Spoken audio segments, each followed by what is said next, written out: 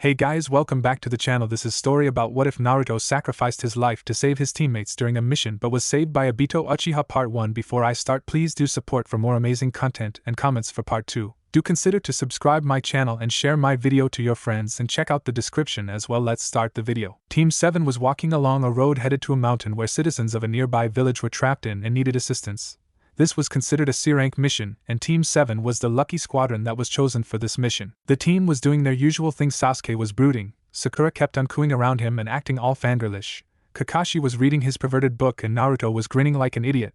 But unlike the usual routine, Naruto and Sasuke were sneaking intense glares at each other. Ever since the fight on the roof, things between them haven't been the same, and that was starting to worry both Sakura and Kakashi. There it is, Kakashi pointed out as ahead they all saw a grand high mountain far ahead. Alright, let's do this so we can get back home and get some celebratory ramen, exclaimed Naruto, sprinting towards the mountain, making the rest of the team have sweat drop expressions. Once getting to the mountain, they started climbing the mountain and entered a cave where they found some pieces of clothing. This must be where the missing villagers have to be, Kakashi deduced. Then let's go. Naruto ran deeper into the cave. Hello. Villagers, where are you? Naruto, Yubaka, get back here! Sakura yelled at her idiot teammate. Forget it, Sakura. He can't hear you, Sasuke told her. Kakashi sighed at Naruto's antics. He's just like you, Obito. Deep in the cave, Naruto made it to a giant cavern with blue crystals everywhere that shined bright, lighting up the place. Whoa. Naruto turned around to see Sakura sprinted towards him with a pissed-off expression that made him be scared shitless. Yubaka! She punched him in the face, sending him down deeper into the cavern. Kakashi and Sasuke made it to see Naruto fall into the cavern and then having his head smashed onto the tip of a giant crystal and then fall to the ground with his body looking lifeless. Sakura screamed in fear in what she had done. Congratulations, Sakura. You finally killed Naruto, said Sasuke emotionless. I didn't mean to kill him. She then fell to her knees and prayed, Oh Kami, please forgive me. I never wanted to kill Naruto. Sure, he's annoying, but I didn't want to kill him. Please forgive me. Down in the cavern, Naruto groggily got up and rubbed his head to ease the pain. As he tried to ease his pain, he kept hearing a familiar dark chuckle. I said it before and I'll say it again. That little airhead is going to be the death of you, said the QB, chuckling darkly. Shut up, you damn fox, Naruto said as he looked around to notice some blood on the crystal. Is that mine? He asked, checking his head for any gashes, wounds, or signs of blood. No, your head is too hard for something like those crystals to put a dent in it. Naruto ignored the Demon King's insult and started exploring around the cavern to notice there were traces of blood on the walls and crystals, and it led deeper into the cave. Hey guys! Naruto yelled. Guys? Naruto? Sakura called out. Hey guys, there's blood everywhere down here, he told them while feeling the top of his head, and I double-checked, it's not mine. The rest of Team 7 jumped down and saw Naruto looking around the place. Naruto!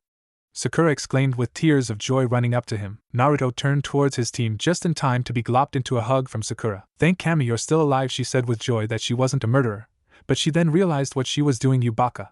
She punched him upside the head. Sakura, please refrain from punching Naruto anymore. We don't want him to lose any more brain cells, said Kakashi. I'll try my best, Kakashi-sensei, she told her sensei with a peace sign and her tongue sticking out. As Naruto got up, he noticed something at the corner of his eyes and being curious, he walked towards it and grabbed it from a crystal. What do you have there?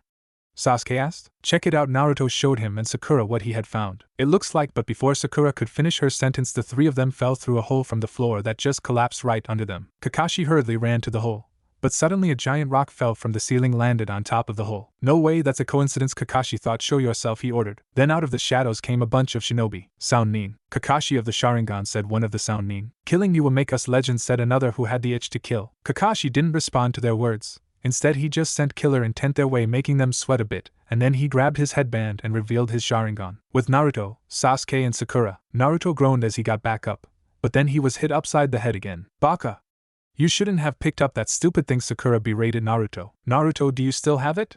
Asked Sasuke. Yes, sure, I got right. Naruto then noticed he didn't have what he found. Oh damn it, I lost it. Good going, Baka, Sakura mumbled. Sasuke didn't need to see the thing again anyway because he knew what it was, a Sound Nin headband. What the hell are they doing here? As Naruto was taking a lecture from Sakura, he then heard a noise coming deeper into the tunnel they were in. Do you hear that? Naruto asked. Hear what? Asked Sasuke, not hearing anything except for Sakura's voice. There it is again. Naruto, it's nothing but your stupid imagination. Now stop acting like a baka, Sakura berated him. But she then went quiet when she saw Naruto get up with a serious look on his face. Naruto concentrated hard on the small noise. It was far off and very hard to hear, but Naruto managed to make it out. It was a cry for help. Somebody's down there.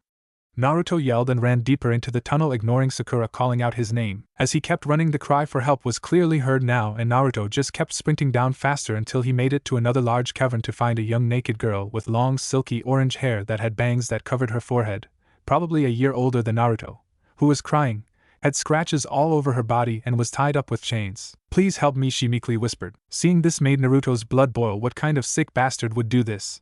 The anger he felt was giving fuel to the Kyuubi's chakra, pumping it through Naruto's body. Using the new strength he just acquired, he grabbed the chains that constricted the young helpless girl and ripped them off with little effort. The girl was in fear of what this newcomer might do to her that she covered her breasts and crossed her legs. "Please, no more torture, please don't deflower me," she pleaded with fear and tears pouring down her eyes. Naruto had mixed emotions of sadness and pity for the young girl and anger for the sick bastards who harmed this young girl, but being pissed would have to wait. Naruto unzipped his jacket, which made the girl flinched. No doubt she thought she was finally going to get raped, but instead she felt a jacket put around her, making her look up to see a blonde, spiky-haired boy with 6 whisker marks, 3 on each cheek. But his eyes were the most amazing and captivating part of his features that she couldn't take her eyes off of. "Who are you?" She asked for the name of her hero. "My name is Naruto Uzumaki, and I'm going to become the next Hokage," he answered her question with confidence. "Hokage? You're a leaf nin?" she asked him with hope. "Yeah, me and my team came to help save you and the rest of the villagers." The girl then started to cry again, and just grabbed Naruto and dug her head. "There are no other villagers, I'm the only one left," she continued to cry into Naruto's chest, remembering all of her fellow villagers that have been killed by the monsters who captured them. Naruto just held the girl, feeling sad and angry that they hadn't made it in time to save the others. "I'm so scared," she cried into his chest. "I've never been this scared before in my life." Naruto couldn't stand seeing this girl cry. He then pulled her away and grabbed her chin so she could look straight into his alluring eyes. "Listen, Miss Akiko," she told Naruto her name. "Akiko, I promised that I would get you out of here and back home with your family, even if it means I have to sacrifice my life," Naruto promised her. "Really?" she asked with hope in her eyes. "Of course, I never go back on my word, because that's my nindo. Believe it," he told her with pure confidence. Akiko stared at Naruto with so much admiration that she started crying tears of joy and hugged him even tighter. "Arigato." Naruto smiled and let her cry on his chest and rubbing the back of her head, giving her comfort. It was a nice moment, but sadly it was ended when someone behind Naruto cleared their throat. Naruto looked behind himself to see Sakura glaring at him, and Sasuke with an emotionless look. "Naruto, what exactly are you doing?" Sakura asked him with malice in her voice. Akiko looked behind Naruto to see a pink-haired girl in a red battle dress and what she made out as an emo with a hairstyle that looks like the ass of a duck. Who are they?" Akiko asked Naruto, scared of these 2 new arrivals. "Don't worry, they're my teammates. They're going to help me get you out of here, okay?"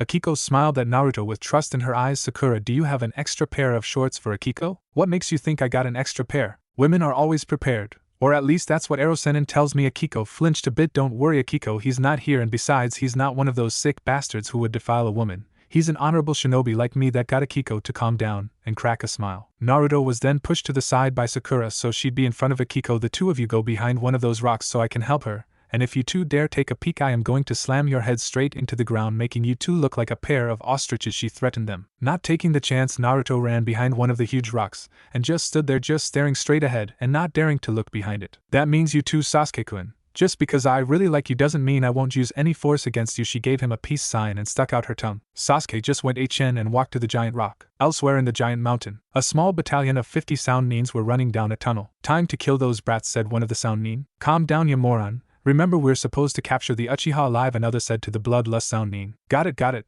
but can we still rape Pinky and the chained up bitch? What do you think?" said the sound nin rhetorically. "Alright." As the battalion was close to reaching the cavern, they all stopped to notice someone was in their way. It was a man that stood tall and unmoving. He wore a long black cloak that reached to his ankles, which had red clouds on it. He had black spiky hair, and that was all you could see in his facial area because he wore an orange mask that was in the design of a swirl with a hole on the right side of it. "Hey asshole, get out of the way," demanded the bloodlust sound nin. "We're in the mood to kill and rape, and you're standing in the way. So beat it." The man just stood there staring at them, freaking them out a bit. "You pieces of trash love to murder and rape innocents. I shouldn't have expected anything less from the subordinates of Orochimaru. He really is an atrocious leader to his own village," the man stated. "What did you say about Orochimaru-sama?"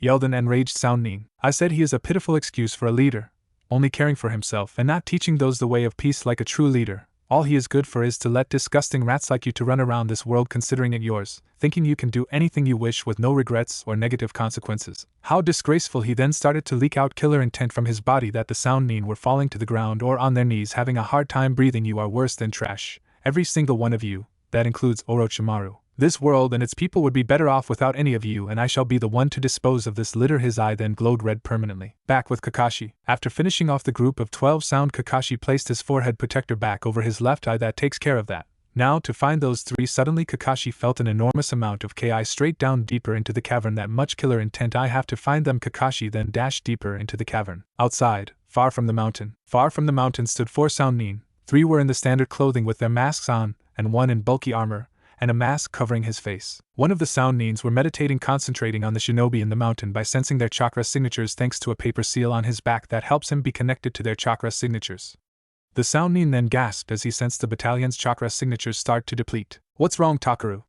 asked the Soundnin with bulky armor. "It's the battalion General Dai. Their chakra signatures are dropping." "I guess Hataki was too much for them," said another Soundnin, putting in his 2 cents. "It's not Hataki. It's someone else, someone stronger," Takaru told them, "and their chakra signature. It feels similar to the Uchiha." The other Soundnin's eyes widened except for Dai, who just grunted in reply. "I had a feeling something like this would have happened." Dai then put up his index and middle fingers and yelled "Kai." Suddenly a huge variation of explosions went off from inside the mountain. "What the hell?" screamed the 3 other Soundnin. "I placed thousands of explosive tags inside just in case something like this would happen," Dai told them. "You're going to cave them in?" one of the Soundnin asked. "No, Ishii. I'm doing much more than that." The 3 other Soundnin raised their eyebrows in confusion. "You see, that stone structure isn't really a mountain, it's a volcano." With Naruto, Sasuke, Sakura and Akiko, Naruto and Sasuke were still waiting for Sakura to help clothe Akiko. Sasuke Naruto started, "Why do you hate me?" Sasuke just remained silent. "I just don't understand. I don't hate you, so why do you still hate me? I thought we were past this." Sasuke just still remained silent. "If you're not going to talk, then at least listen to me." Sasuke just still remained quiet. "Sasuke, I know we fight all the time, but you mean a lot to me. You're my friend. In fact, you're my best friend." Sasuke still remained quiet. "All my life I've been chasing after you. At first it was to pass you, but now I just want to walk by you, and I know the same goes for Sakura." Naruto looked down to the ground. "Sasuke, I see you as a rival, as a comrade, as my best friend, but most of all I see you as the brother I've always wanted." Sasuke stood silent for a moment before asking, "Why are you telling me this? I know this'll sound strange, but I don't think I'm going to come back from this mission." Sasuke's eyes widened at these words. "I don't know how, but I got this feeling in my gut that I won't be coming back alive." "Shut up," Sasuke said. He then turned to him. "Naruto." "Okay, you guys can come back," yelled Sakura. Naruto then jogged back to them to see that Sakura gave Akiko her entire pair of extra clothing, from her sandals to her battle dress. She wore the exact same clothing as Sakura, except she still had Naruto's jacket on. "Hey, I see you're fully clothed, Akiko-chan." Akiko blushed at the added suffix to her name and nodded. "Thank you for giving me your jacket. You may have it back now if you wish," she said as she reluctantly started to take it off. But she felt Naruto grip the jacket and put it around her again. "You can keep it. I got more at home," he assured her. "Besides, I can tell you like it, so I don't mind one bit as long as you feel safe with it." Akiko blushed as she stared once again into his captivating eyes with affection and admiration. "Naruto-kun." Sakura felt the heat rise in her cheeks as she glared at the two. Well, said inner Sakura. "Look who's jealous." "Me? Jealous of Naruto and this girl?"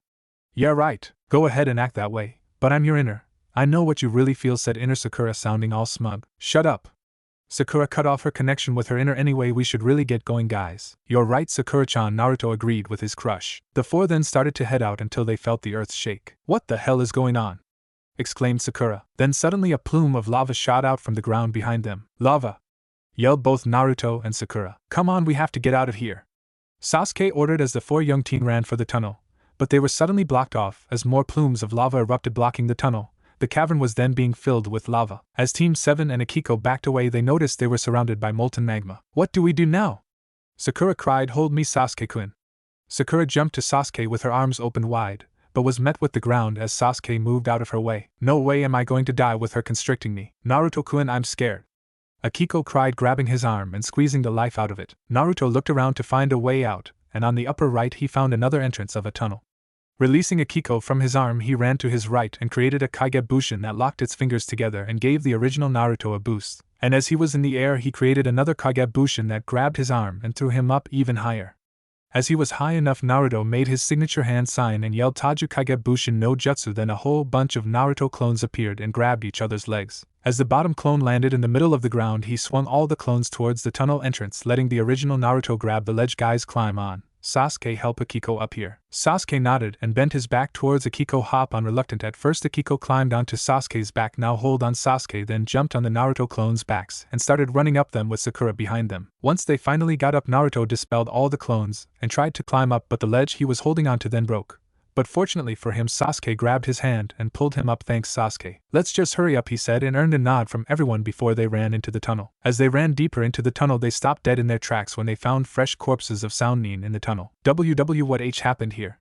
Sakura stuttered out of fear. I don't know, but I think it's best we don't find out, said Sasuke, running deeper into the tunnel with Naruto and Sakura behind him and Akiko. As they all made it at the end of the tunnel, they made it to another cavern. Alright, let's go, Naruto exclaimed, about to run, but a plume of lava came out of the ground. Naruto, you got to be more careful, Sakura yelled. Guys, Team 7 and Akiko looked forward to see Kakashi on a ledge on the other side of the cavern. Kakashi-sensei, guys, the place is collapsing and erupting, you guys have to get to me. The three nodded as they started running, trying to get to the other side while dodging as many plumes of lava, fire and steam as they could. Everyone was following Sasuke since he had his Sharingan activated so he could lead them to safety without getting harmed by any of the plumes. To the right, said Sasuke. To what?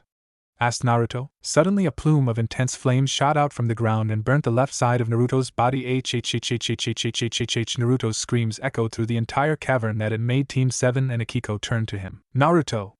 They cried his name. Naruto tried to get up with all his willpower, and as he looked up he saw a gigantic boulder falling from the ceiling and it was about to crush Sasuke, Sakura and Akiko. No. Sasuke, Sakura and Akiko looked up to see the boulder was about to crush them, but suddenly they were pushed away before the boulder landed hard on the ground. No!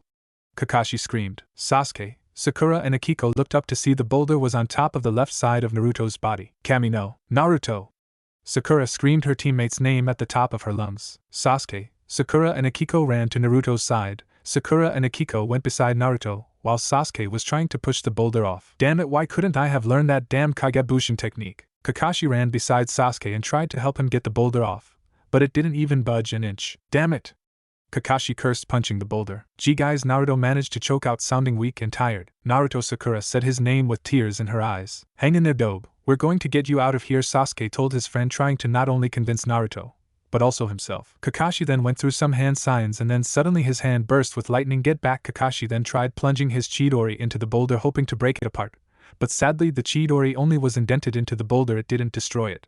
Kakashi was filled with so much anger and despair that he ripped his Chidori out of the boulder, then plunged it in again, and again, repeating the process. As Sensei PP, please just stop, don't waste your CH chakra on me, Naruto managed to choke out. Kakashi deactivated his Chidori, but he still kept punching the boulder. Naruto, I am so sorry. Kakashi then started to cry. I failed Obito.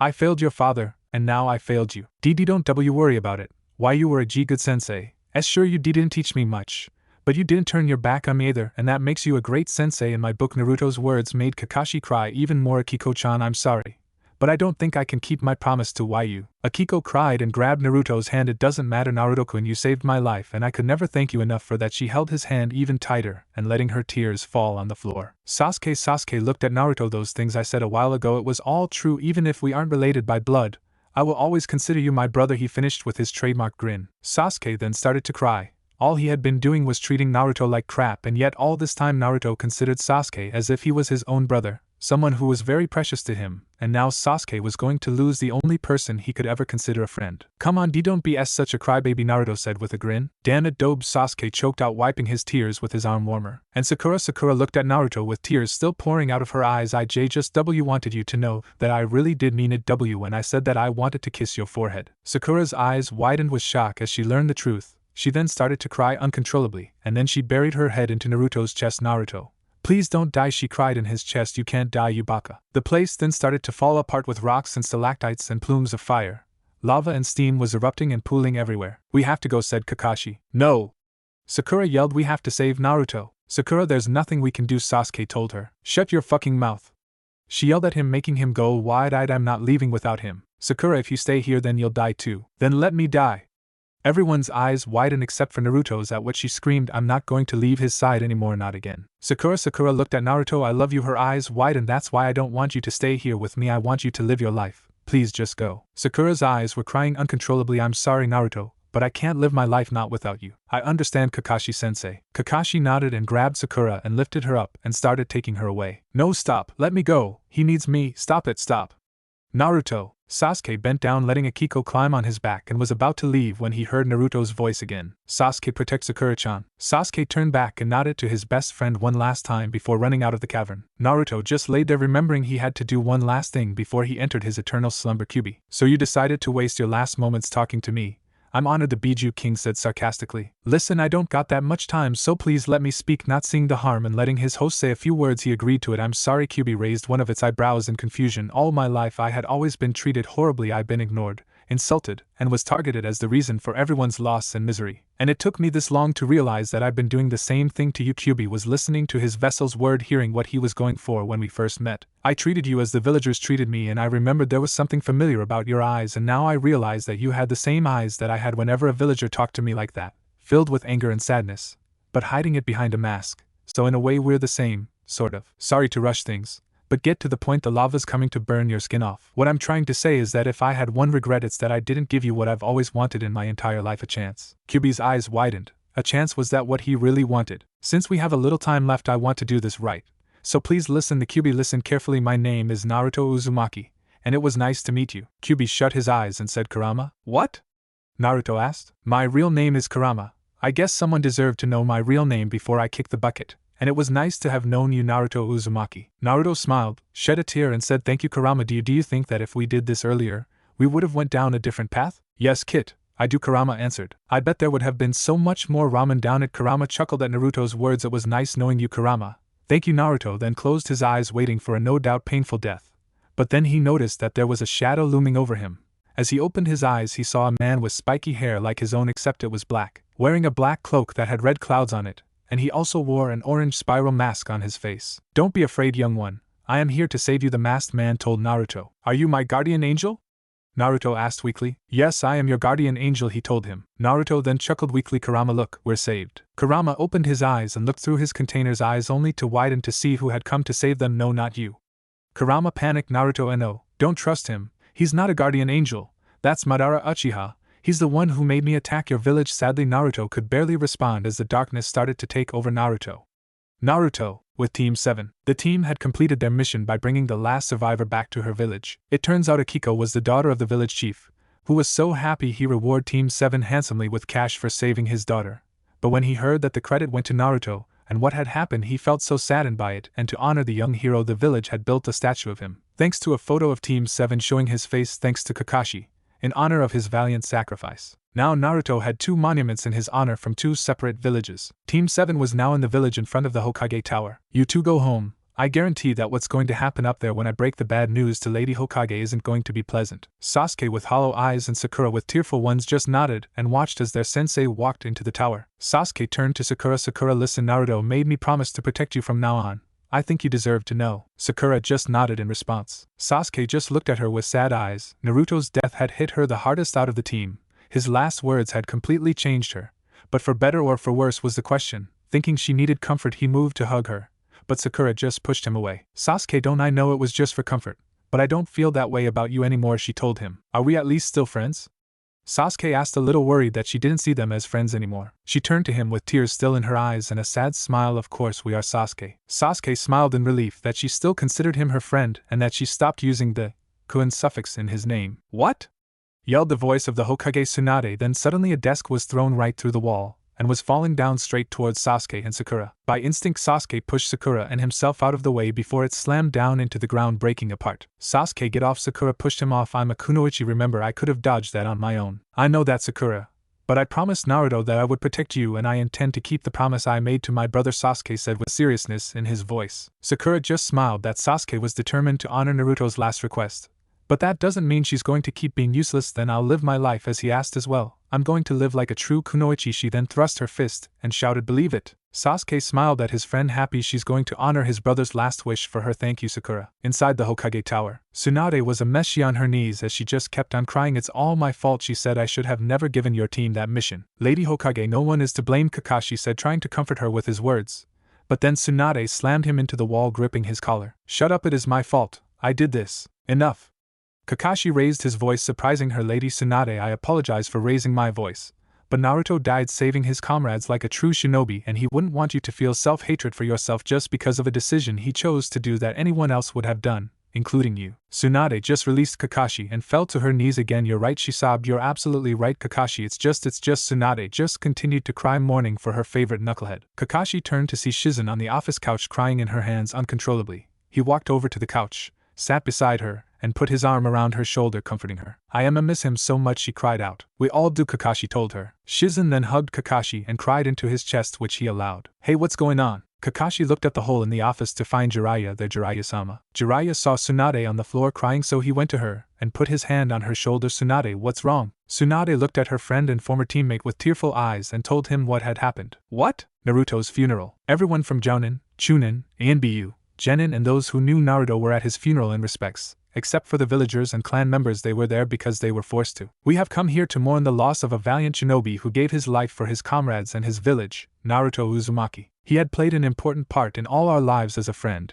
shinobi and hero. He, although some may disagree, livened up the village with his happy attitude and pranks. A few of the shinobi and villagers chuckled at this. Annoying as he was, Naruto somehow made life fun for everyone in the village. Given the circumstance, I believe it is best to explain something to all of you. 13 years ago, on the night of October 10th, the Kyuubi had attacked our village. It had been said that the fourth Hokage, Minato Namikaze, sacrificed his life to kill it, but what you of the younger generation have been taught by your parents and instructors at the academy, this is not the truth. You cannot kill a Biju, so the fourth had to seal the Kyuubi in an infant child, his own son, the Hokage said, making the older generation go wide-eyed. Naruto Uzumaki, or as he was born Naruto Namikaze, was the container or Jinchuriki of the Kyuubi. He was a sacrifice to keep the Kyuubi from destroying everything we hold dear. I asked you to remember this as we grieve Naruto's passing. Everyone was stunned. The Genin and Naruto's friends were stunned by what a terrible burden Naruto had to deal with his entire life, and most of them just helped add on more pain for him to endure.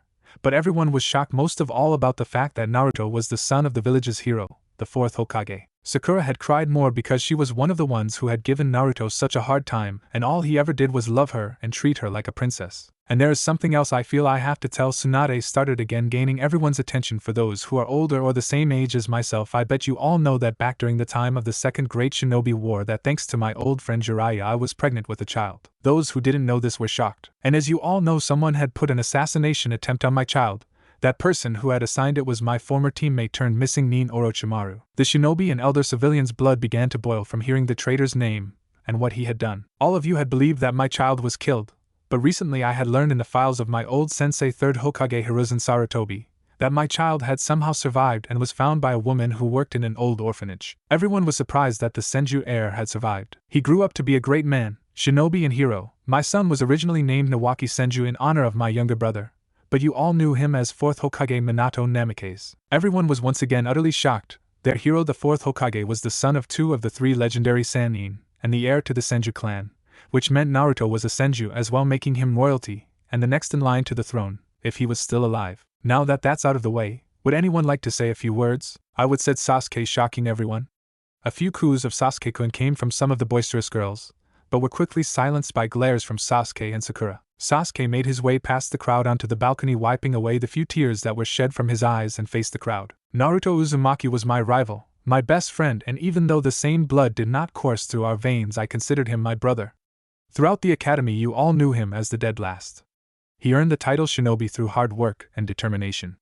He knew exactly what it meant to be a shinobi. During our mission, myself along with Sakura, Naruto and a captured girl we had found were dashing through a cavern that was caving in and erupting with lava and flames. The left side of Naruto's body was severely burned by an erupting plume of fire, and yet with what little strength he had pushed the rest of us out of the way from being crushed by a boulder, saving us in the process, but sealing his own fate as well. I asked that we all remember Naruto for who he was, a great shinobi, and a better friend. Sasuke had then stepped down and went to join Sakura within the crowd. Naruto's final moments had shocked and inspired his friends, colleagues, and the entire village.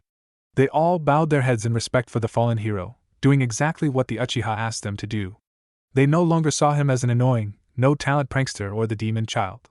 He lived and died as a true shinobi of the leaf. After the moment of silence, a small group of musicians began playing melancholic music as Naruto's coffin was lowered into the earth.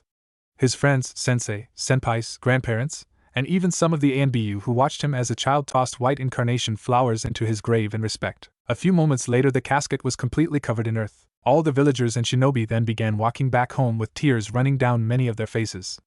All who were left were Naruto's friends, and then one by one they left, leaving only Sasuke, Sakura, Hinata, and Naruto's grandparents. Hinata was crying so much with the regret of never telling him how she felt. I guess he was really important to you. Hinata looked to her left, see Sasuke looking at her. Why yes, she answered him. He always I inspired me to believe in myself. B but and now that he's gone. Hinata looked at Sasuke. If you truly do care for Naruto, then honor him by believing in yourself. B but I don't know how she then felt. Sasuke put his hand on her shoulder. Then I'll help you, along with the rest of the rookie genin, You have my word, he told her with a smile no less. Hinata looked at Sasuke in a whole new light. Thank you, Sasuke-kun. I'll walk you home, he offered her, which she took, and the two left together to the Hyuga compound, leaving Sakura, Tsunade, and Jiraiya left. Sakura looked down at Naruto's grave. I'm so sorry, she whispered. I have a feeling you already forgave me.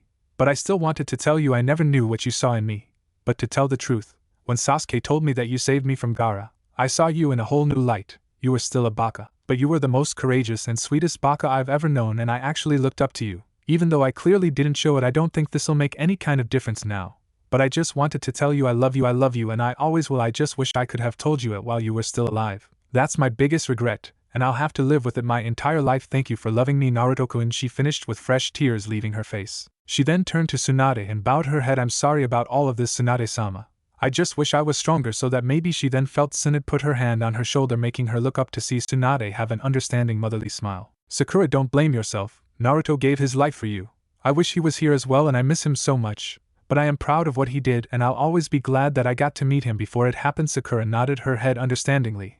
And if you want to really become stronger, then meet me tomorrow in my office. Sakura's eyes widened. Why, you mean? She got a nod from the Hokage in response. Thank you, Lady Hokage. I promise I won't let you or Naruto down. I know you won't, Sakura. You're a good girl and you're just like her. Who? Kushina Uzumaki, Naruto's mother. I know that just like her you'll become an amazing kunoichi. Sakura smiled and bowed her head again before saying her goodbyes to both the Sannin and trekked back home, leaving Tsunade and Jiraiya. I shouldn't have given them that damn mission, Tsunade said with sorrow. Stop beating yourself up. Naruto and Minato wouldn't have wanted you to be this way, Jiraiya told her. I know, but I just can't help myself, covered her mouth then cried fresh tears. I just miss them both so much. Jiraiya put his arm around Tsunade. Tsunade, I promise I'll always be by your side, no matter what. Tsunade hugged Jiraiya, who hugged her back and cried into his chest. Thank you, Jiraiya. Anytime, he said, holding her with love and affection. At Sakura's home, Sakura walked into her home and took her sandals off. Sakura heard her mother Mabuki call her name. I'm making your favorite tonight. Thanks, Mom, but I'm just really tired. I just want to go to bed, she told her mother. Are you sure?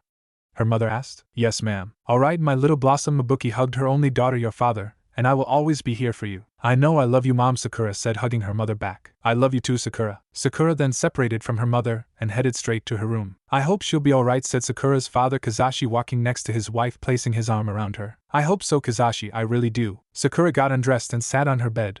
As she looked to her nightstand, she saw her picture of Team 7. Grabbing the picture, she opened the cabinet of her nightstand, taking out a red marker. She uncapped it and made a heart around her and Naruto, and then held the picture. I love you, Naruto, she said one last time before she lied down and cried herself to sleep. The next morning at Training Ground 7, Sasuke waited for his sensei and teammate to show up while he looked into the water traveling underneath the bridge he stood on, remembering the good old days when Naruto was still around. It just won't be the same without you, brother. Glad to see you're still here. Sasuke looked to his right to see his sensei Kakashi-sensei. I'm surprised you got here before Sakura. Right, about that, you see, Lady Hokage had informed me that she'll be training Sakura from now on, which means from here on out we'll be training one-on-one, Kakashi explained to his student. So Team 7 is over? Sasuke asked. Team 7 is temporarily disbanded for now, but we will get back together someday. But until then I'll be teaching you along with a colleague of mine. Who? Enko Mitarashi, the only other person in the village who has the curse mark and utilized it.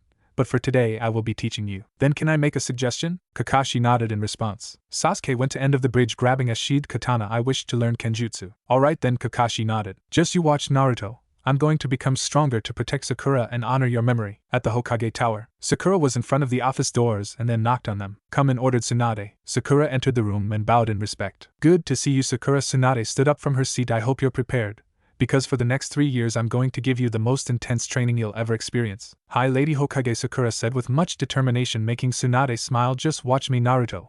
I'm going to get stronger and live up to your memory. Believe it. At an unknown location, lying on a bed was Naruto with the left side of his body bandaged, still breathing and very well alive. The man with the orange spiral mask stood with his arms crossed in the room, not taking his eye of the boy. How is he doing? The masked man looked to his right to see a woman with long brunette hair wearing the same cloak as him, and wore with a white mask that had 2 purple rectangle marks, one on each cheek area of the mask, and the eye holes were in the shape of sideways triangles. Well, he still hasn't woken up yet, but he's still breathing. No doubt the QB is helping in his recovery, the orange masked man said. The poor child, the masked woman said with so much concern. This feels weird, the masked man said, making the woman tilt her head in confusion. I was in the same position like him years ago. The only difference is I'm not going to turn him into what he made me into. The woman then hugged him, which he gladly returned. Come on, let's let him rest. The masked man nodded in response before following her into the next room. Naruto lied there on the bed breathing calmly, and suddenly he slowly cracked his eyes open and said, Where am I? Naruto was wide awake and saw that he was in what looked like a bedroom. He looked down at his body to see the left half of his body was covered in bandages. What the hell? I see you're awake. Kurama? Naruto whispered. Naruto listened to me carefully. Before you fell unconscious, Madara Uchiha had appeared in the cavern. Madara Uchiha?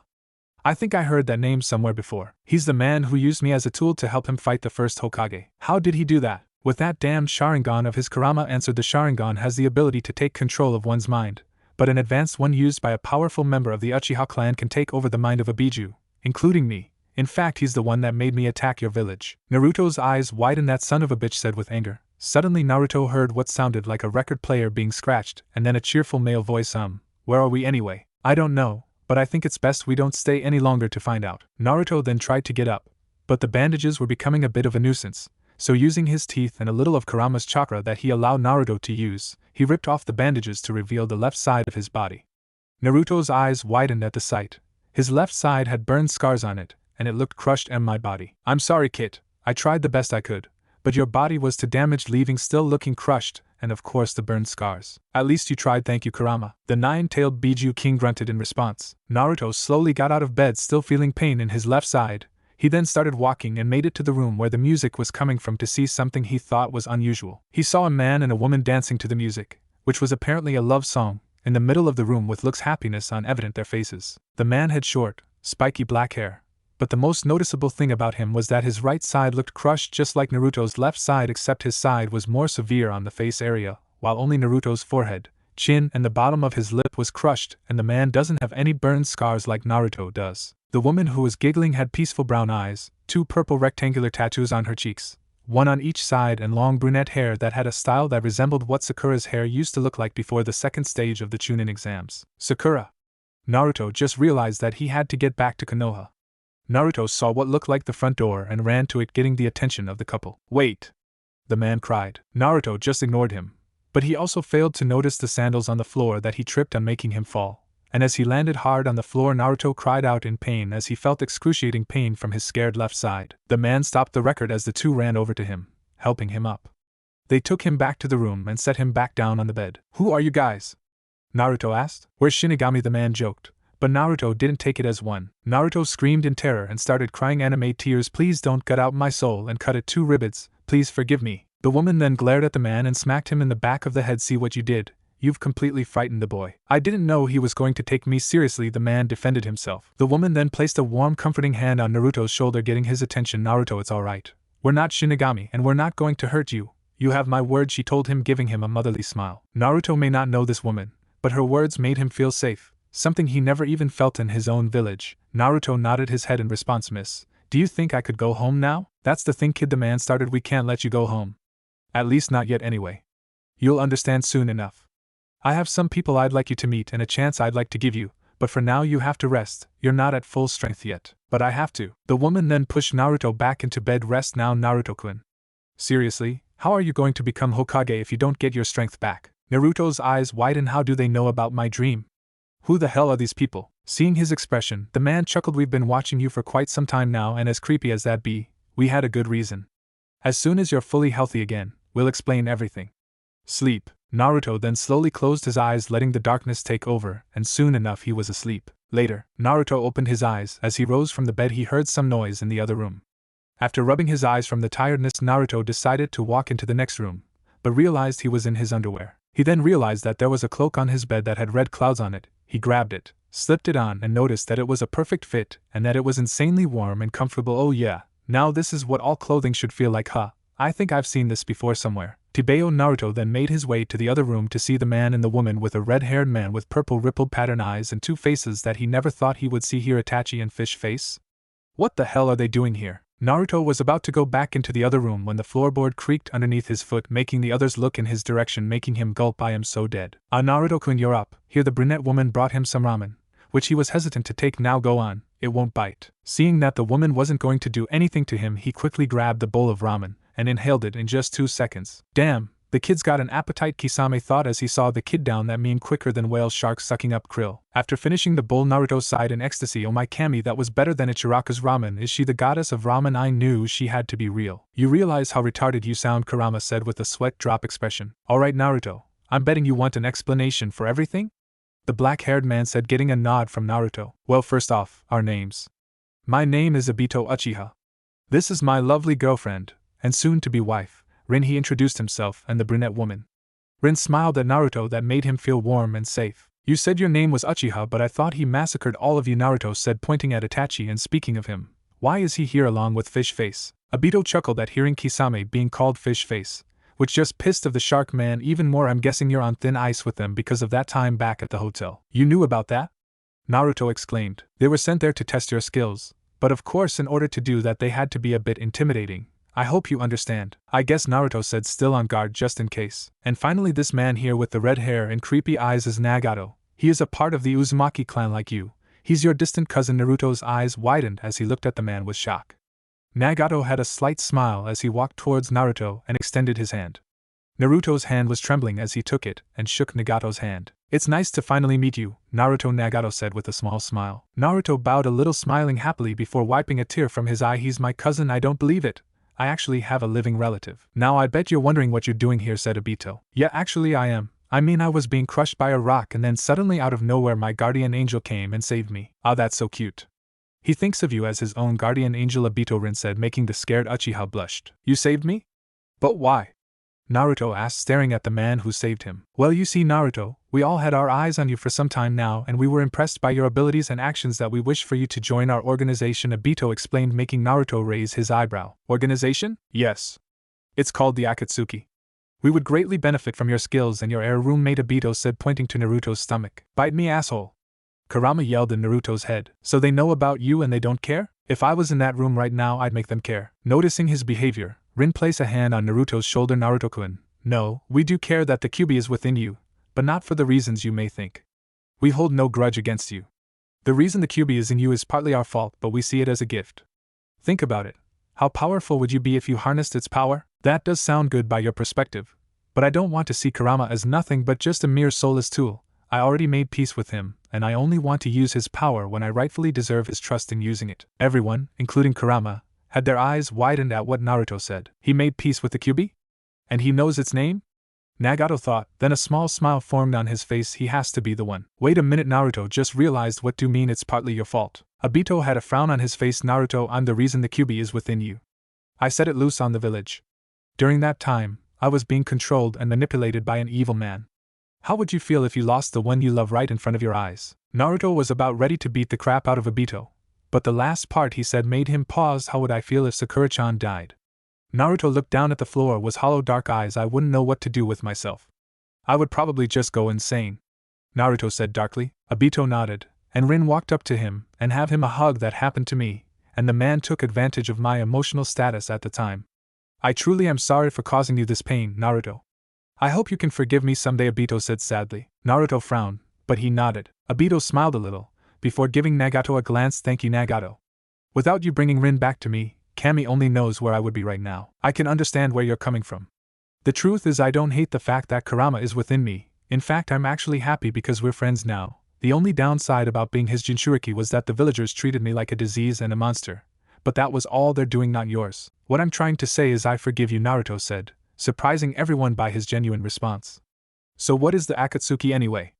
Naruto asked very skeptically, changing the subject. Obito sighed and looked straight at Naruto. Naruto, despite what you may think, this world, and the shinobi system that governs it, is insanely corrupted. Wars fought for no viable reason and the nations have never known peace. The cause of this corruption is a multitude of things: greedy politicians looking to increase their finances, evil manipulators working from the dark to influence events, insane leaders that come into power, like some whack job killing his own brother just to gain his high position, Naruto said, remembering the events of the Land of Snow. Exactly, I don't know how we aren't in a constant state of total war, Obito said sadly. Naruto grimaced. He knew things were bad in some places, but not around the world. He never really paid attention in class, so world events were fairly unknown to him, but he highly doubted that the academy would teach stuff like that. The students probably would have dropped out in a heartbeat if they knew what they'd have to deal with crap like that. Itachi then spoke. Naruto-kun, you're extremely lucky. In Konoha there is an elder named Danzo. Have you heard of him? He asked. Naruto shook his head. Danzo is the leader of a faction of ANBU known as Root. He is one of the most corrupted and evil individuals I have ever known. We did some research, and he intended to put you into the Root program to use you, and Kyuubi, as a weapon of war. Itachi said grimly. Naruto paled and winced a little at the terminology. We've also learned that he had assisted Orochimaru into the village during the Chunin exams, and with the invasion in hopes of ending the third's life so he may take the mantle as Hokage. Naruto's eye widened at the news. He's the reason why Orochi team gave Sasuke the curse mark and why Old Man Third died. Naruto clenched his fists and gritted his teeth. When I get my hands on him, I'll turn him into Kurama's new chew toy. Kurama chuckled at the chew toy part. He also manipulated me into massacring my clan, which is an event I'm sure you are aware of. I had a choice between my clan and my village. I will explain in detail to you later, said Itachi. Naruto was always a judge of good character, just by looking into their eyes. Now that he had a chance to get a good look at Itachi's, he could see in his eyes there lay great sadness, guilt, and a hint of anger.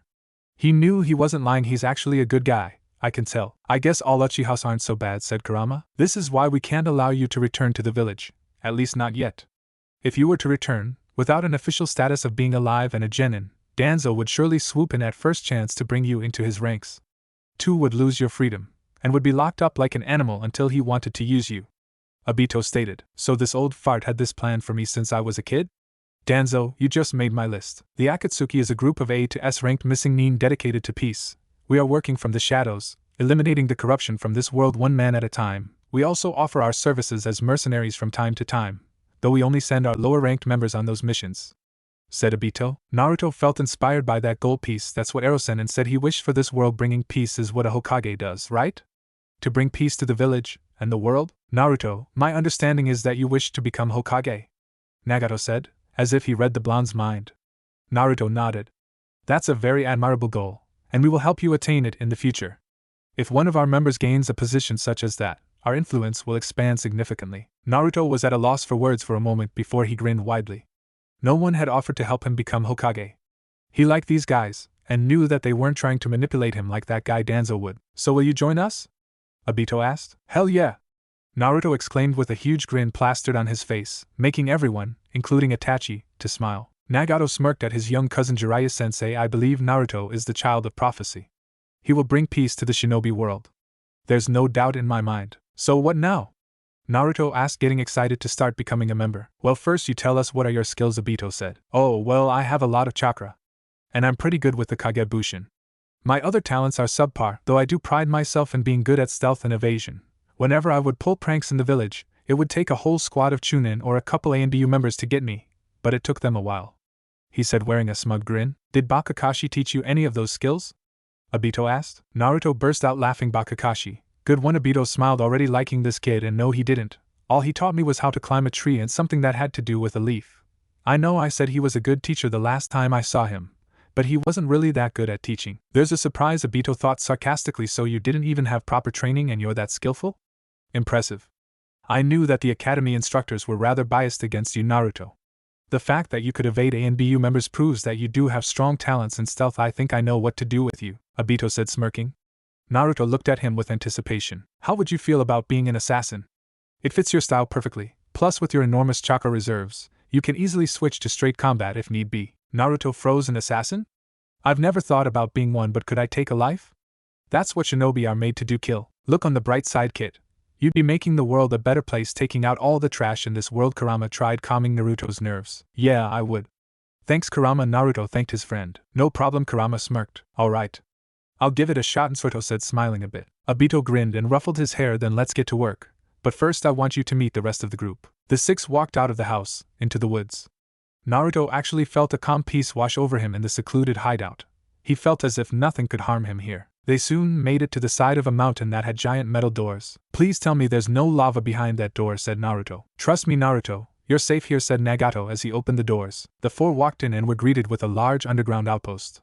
It was stocked with weapons, supplies, and scrolls of every jutsu you could imagine. They walked down a hallway and entered a large cavern, where the rest of the members were. Heh, looks like the kid's still breathing. A man with long, slicked-back silver hair exclaimed.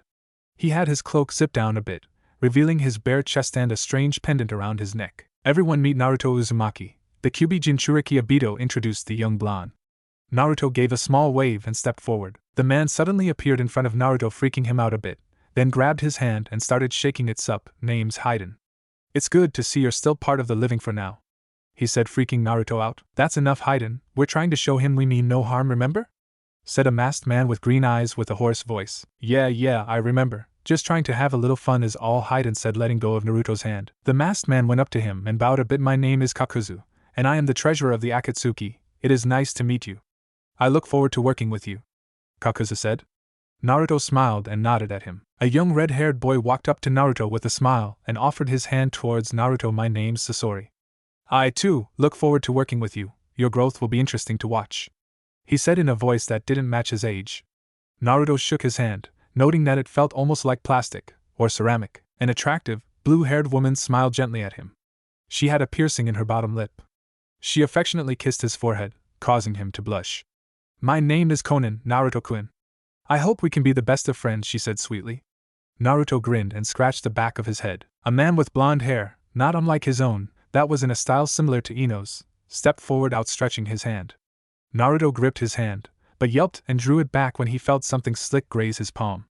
Everyone laughed, and the blonde was chuckling. Naruto gagged when he saw that his hand had a mouth on it, and it was grinning at him. "Gets them every time.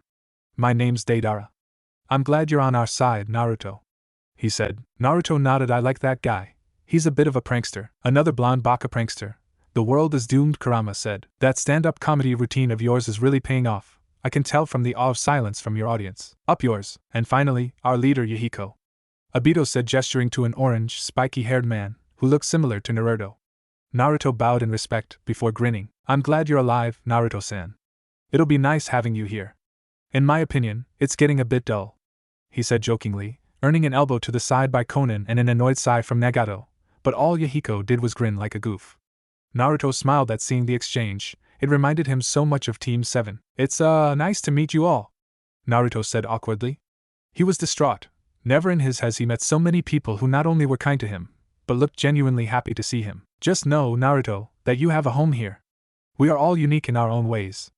A Jinchuriki isn't something we haven't encountered before either," Yahiko said, making Naruto genuinely smile. "Thanks, you have no idea what that means to me," he said seriously, "but I don't know how much help I can be because of this." Naruto pulled down his left sleeve to show the rest of his crushed side and the burned scars, making Yahiko's eyes widen a bit.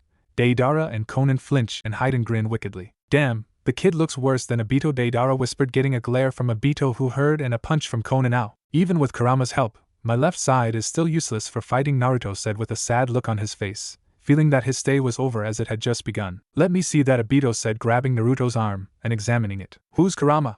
Is it the Kyuubi?" Yahiko asked Nagato. "Yes."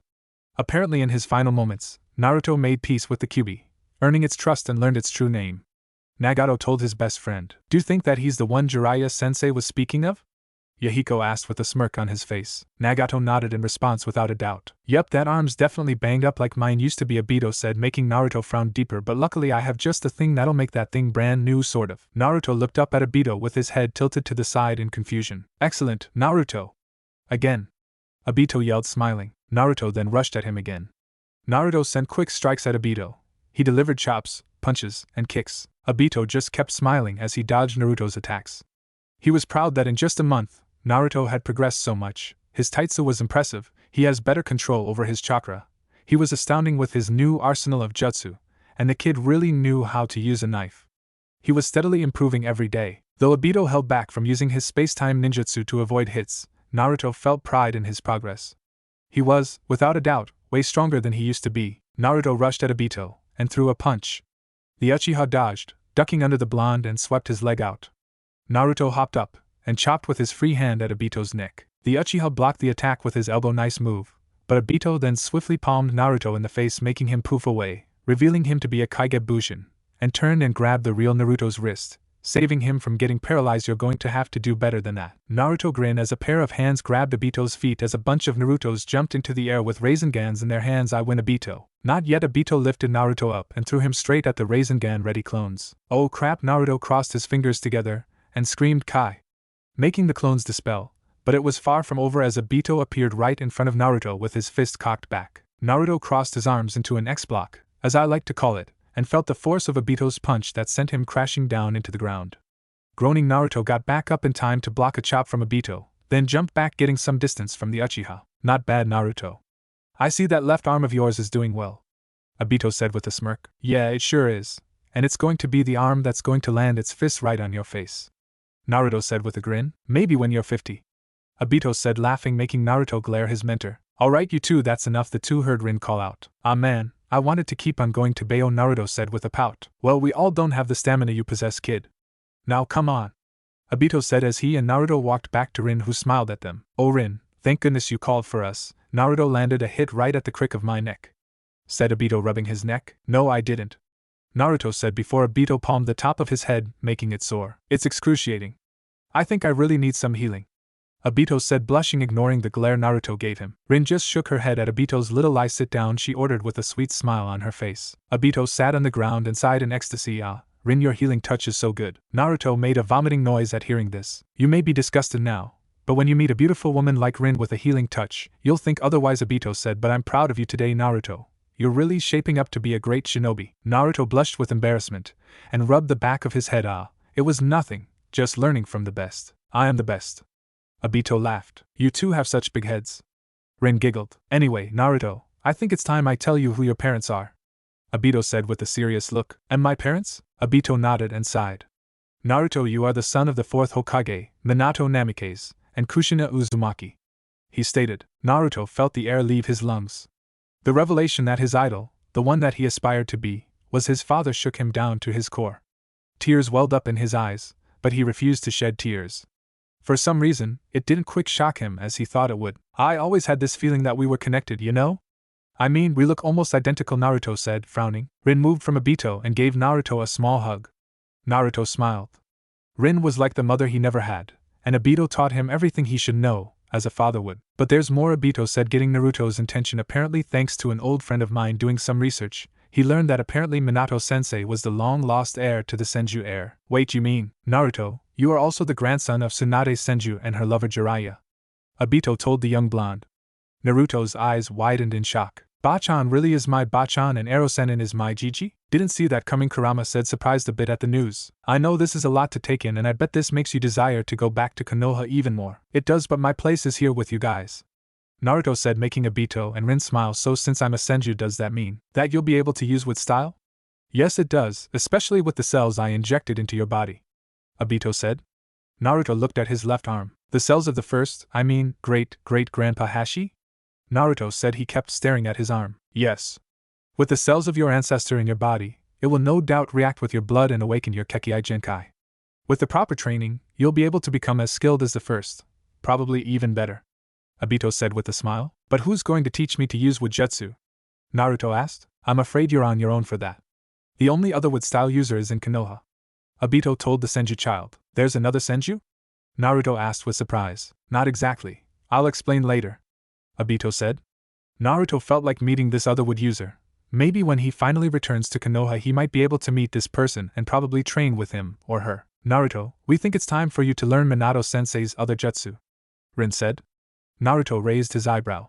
His other jutsu? Obito chuckled a bit. Man, you really didn't pay attention in class, did you? He said, clearly amused. Naruto blushed out of embarrassment and shook his head. Well, you see, other than the Rasengan, Minato-sensei created an advanced version of the second Hokage's jutsu called the Hiraishin. The name then clicked into his head. He has heard of it before. The Hiraishin was his father's utility jutsu.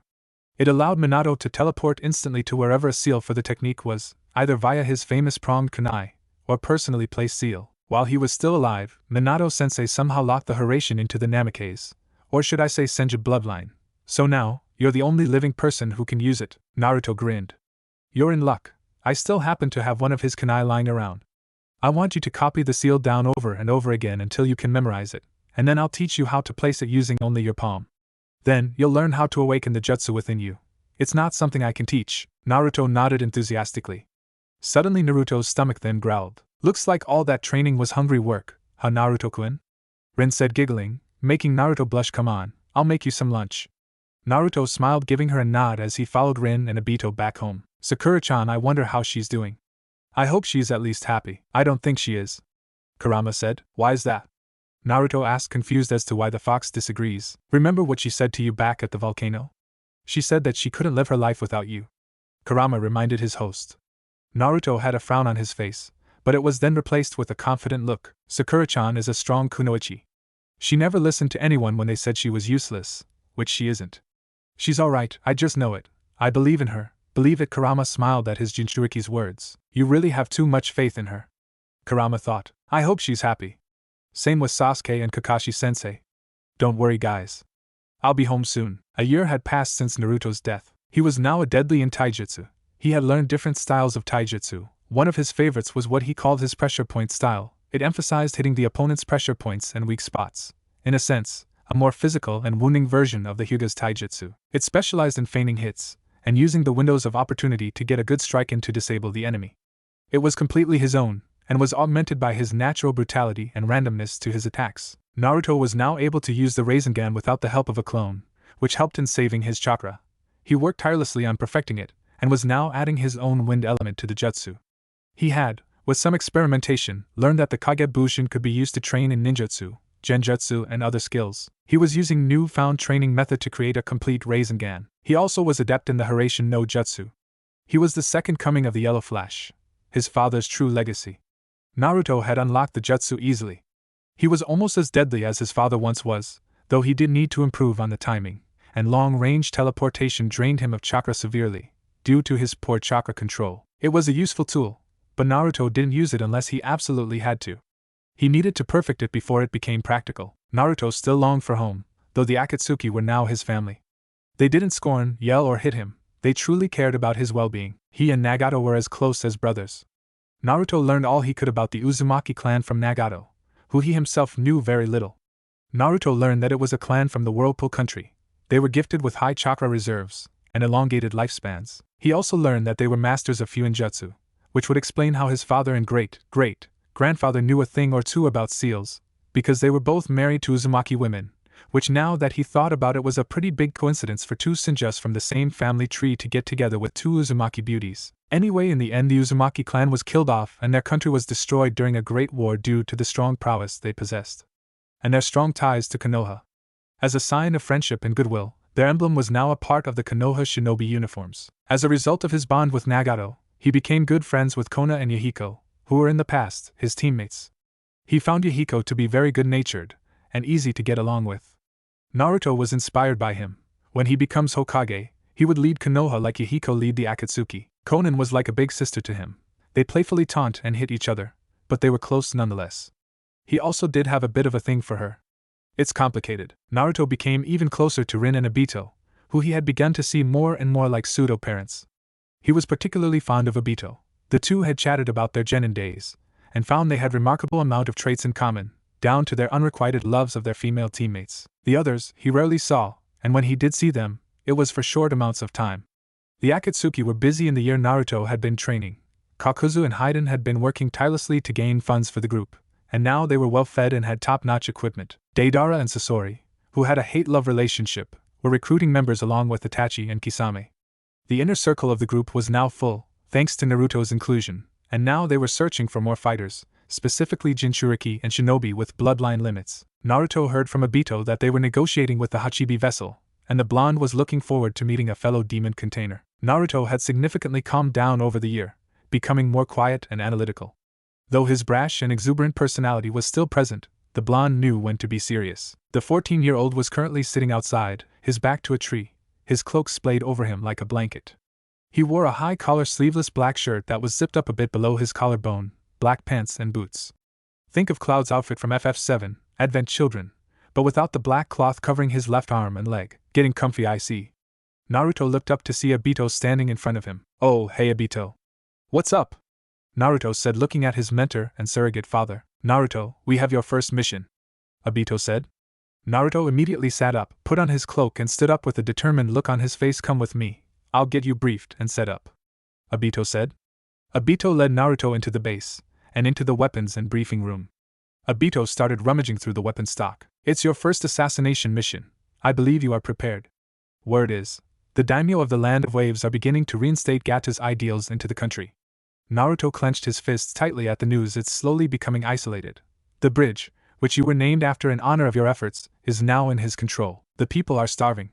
There's another candidate for the position, but the present leader needs to be eliminated, Obito said. Naruto tensed. So, back to the Land of Waves, eh? I sort of missed that place. It was a nice country. I wonder how Tazuna and Inari are doing. When Naruto heard the name of the bridge from the Akatsuki, He blushed from the kind gesture from the people and he felt pride. Naruto was prepared to complete this mission. Naruto no longer had a problem with taking a life. He had dispatched a few bandits when he was on a run in the forest. They had attacked a family who were traveling along the main road. His first kill was a kunai to the throat. He felt remorse for it, but it didn't overwhelm him. Naruto felt that as long as they weren't innocent, and in his eyes deserved death, he would not feel regret for ending another man's life. Obito then pulled out 2 wrist straps. They had strange pulls on them. He gave them to Naruto, who wrapped them around his wrists. What are these?" Naruto asked, looking up at Obito. "Your new weapons. Flick your wrists out," he said. Naruto did so, and for each strap, a long, razor-sharp blade extended out. Naruto noticed that the straps had a button that comfortably rested on his palms. He pressed them, and the blades retracted. Naruto grinned. "Cool!" he exclaimed, constantly extending and retracting the blade. He was fascinated by them. They were literally undetectable, and were seemingly very sharp. "Those are hidden blades. They are easily concealed, and can pierce almost anything. Those will be your main weapons of disposal in assassination missions. They won't fare very well in straightforward combat, so if things get hairy, retract them and resort to your regular combat skills." "Then could I also get a katana?" Naruto asked with hope in his eyes. "What's with you and blades lately?"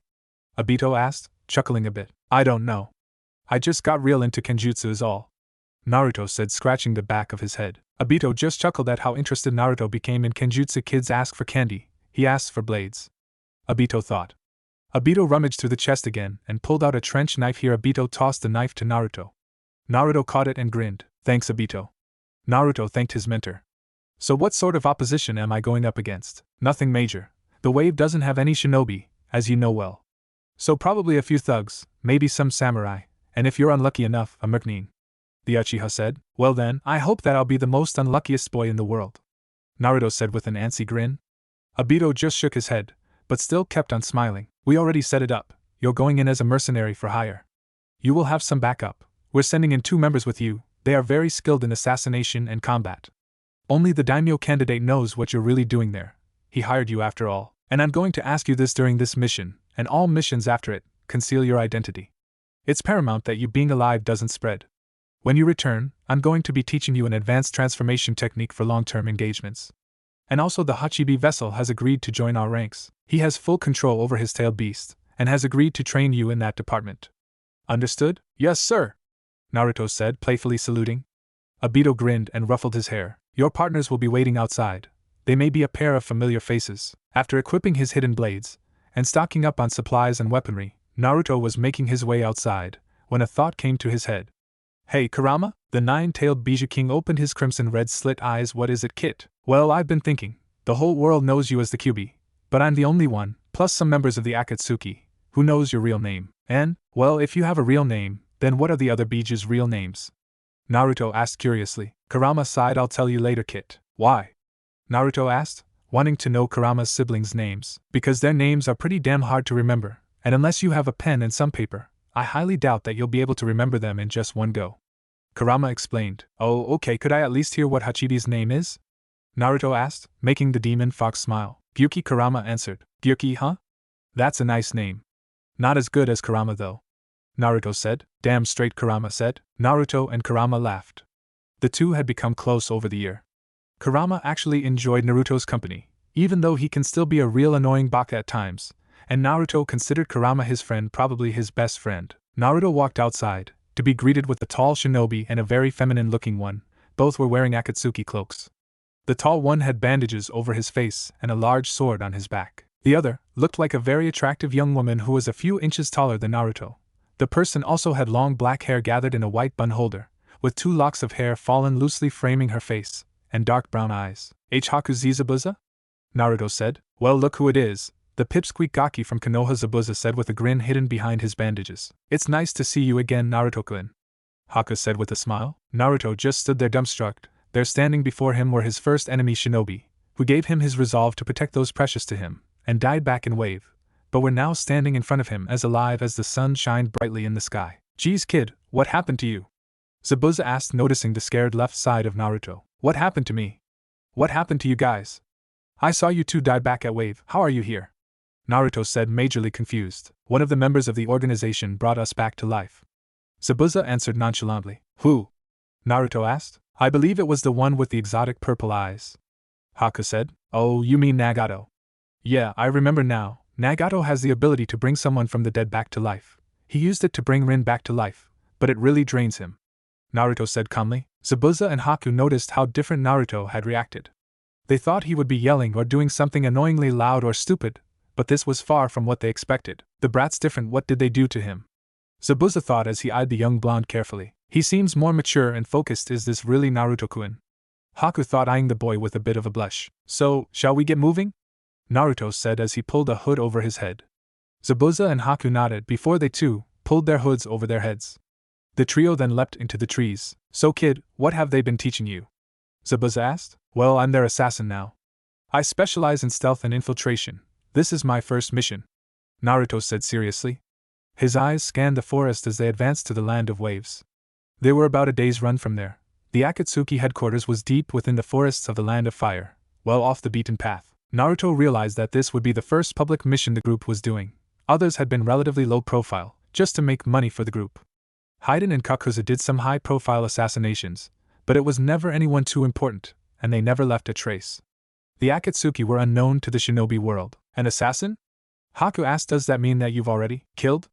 Yeah, I did, but it was just a few bandit, and besides they deserved it, Naruto said with malice. Naruto-kun, I really wish you wouldn't have to go down the path of death, like Zabuza-sama and I, Haku thought with a bit of sadness for the young blonde. 8 hours into the run, the trio made camp. They sat around a small fire that they made in a cave and used for cooking some fish they caught along the way, and Naruto pulled down his hood. Haku looked at Naruto and couldn't help but stare at the scarred side of his body. Getting a little curious, Zabuza went ahead and asked the question. So kid, how'd you get to look like a freak show? Zabuza-sama. Haku yelled his name. What? I'm just curious, I had a feeling you were gonna ask. Naruto sighed. About a year ago, my team and I were given a mission to find survivors of a village that were last seen in a mountain. There was only one. Her name was Akiko, and she seemed to have trusted me, considering I released her, saving her from the possibility of getting raped by her captors. Naruto noticed Haku flinched at hearing the rape part, something he didn't expect since he was an experienced shinobi. It just made Naruto curious. After Sakura clothed Akiko, since she was naked, the mountain started to erupt. Turns out it was a volcano. After some quick thinking, I managed to help get us out of there. Sasuke, Sakura, Akiko, and I were running through a tunnel to meet up with Kakashi-sensei, since we got separated. We made it to a cavern that was erupting with plumes of lava and fire everywhere, plus the whole damn place was collapsing. We started sprinting to get to the other side where Kakashi-sensei was, but I got unlucky and got burnt by a plume of fire. Naruto showed the burned scars on his scarred left arm. My vision was blurring, I could barely see anything or keep my mind conscious, but I managed to see a giant boulder falling down to the ground. It was about to crush Sasuke, Sakura, and Akiko. With the little strength I had left, I pushed them out of the way, and that's how the left side of your body was crushed. Haku stated the obvious. Yeah, after saying my final words they managed to escape the volcano, although some had to be forced out, Naruto said, thinking of Sakura. While I was waiting for my demise, I made peace with my inner demon, and then that's when Obito saved me and brought me into the Akatsuki. Naruto finished his story. Not a bad story, kid, but what do you mean by inner demon? Zabuza asked. I'm the Kyuubi Jinchuriki. I suppose we're alike, huh Zabuza? Both of us are demons, and we both want to change our respective villages. Zabuza and Haku's eyes widened, and they felt a newfound respect for the boy.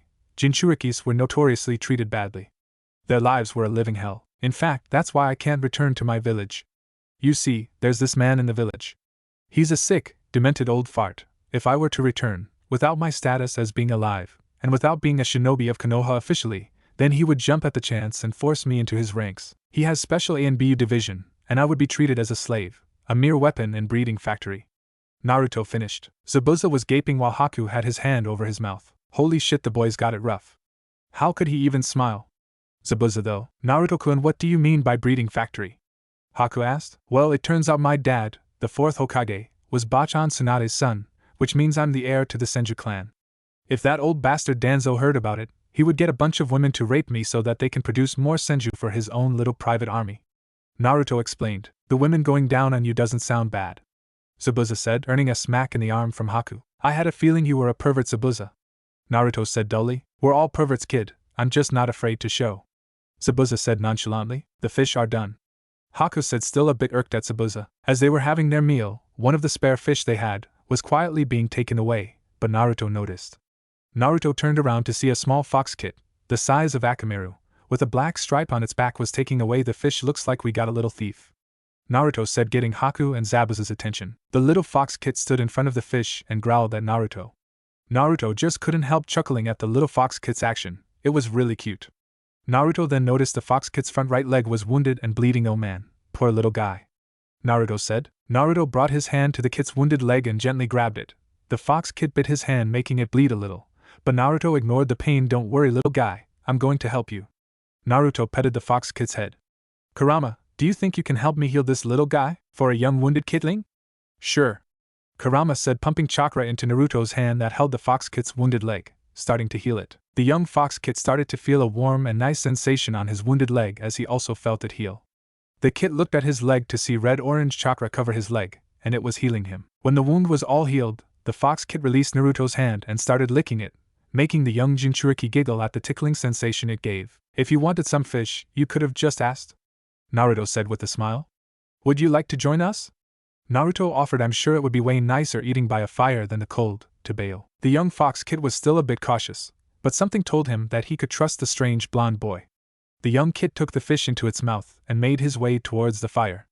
As the young kid was in front of the fire, he began to eat his fish. So, Naruto-kun, who's your friend? Haku asked. He's just a hungry fox kid.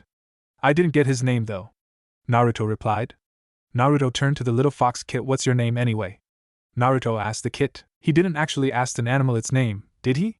Zabuza whispered to Haku. The fox kid started yipping something to Naruto. Oh, so you don't have a name? Naruto said, feeling bad about what he heard. Apparently the fox kid had just escaped some bandits.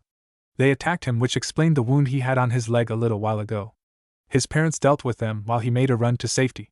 His parents were no doubt dead by now. Then, how about I give you a name? Naruto asked.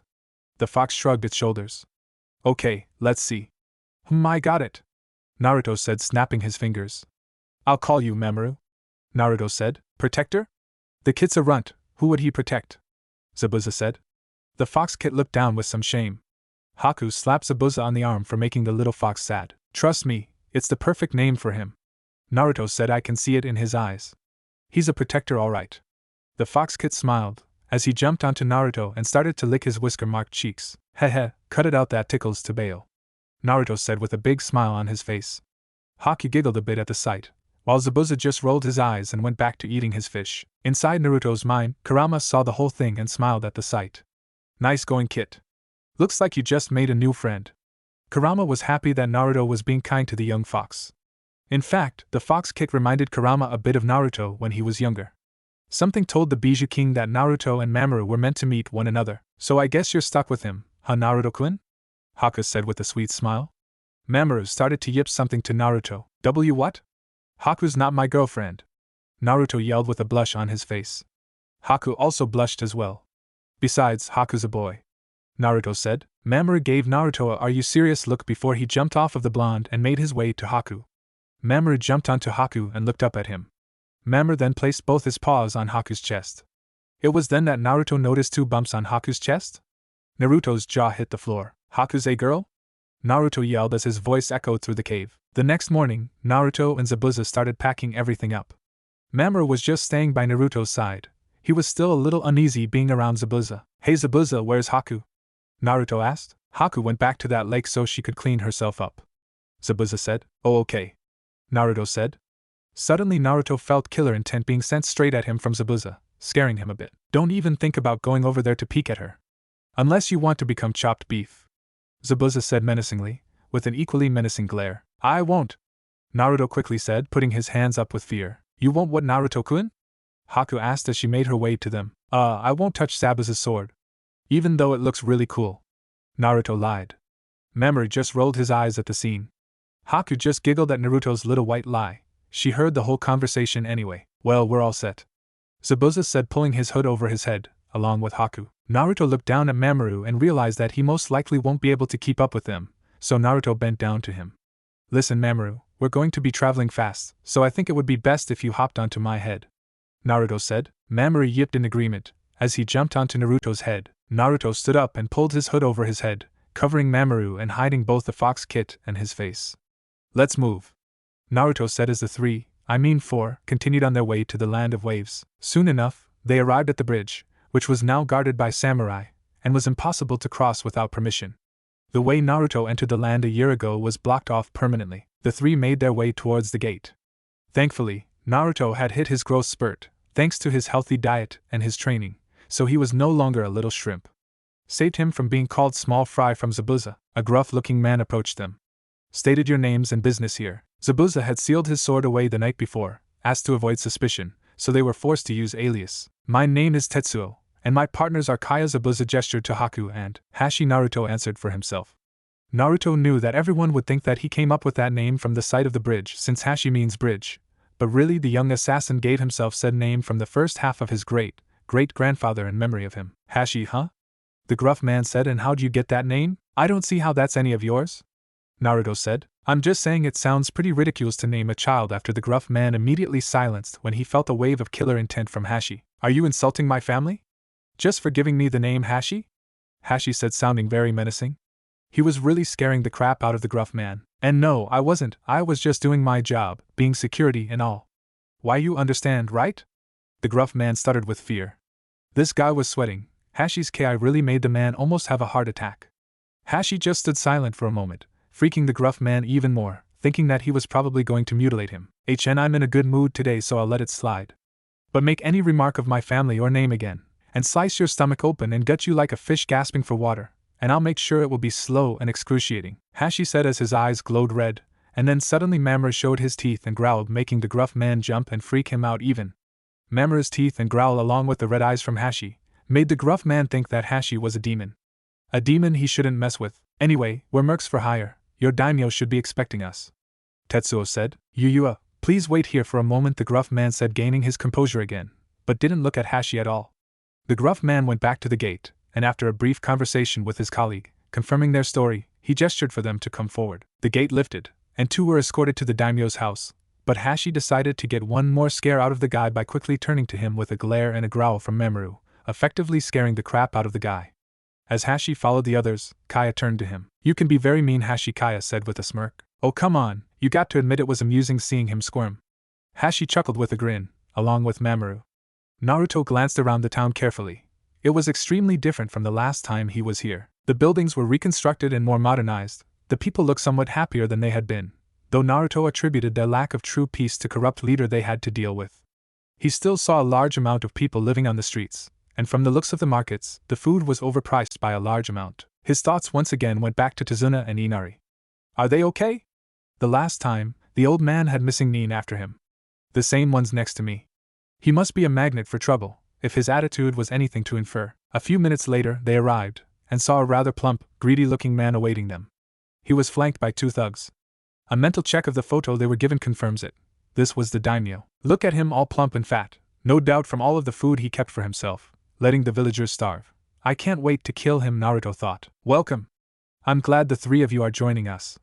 We've been having a real problem with the populace. Damn scum don't know what's good for them, the daimyo said. Naruto stealthily readied a pronged, sealed kunai.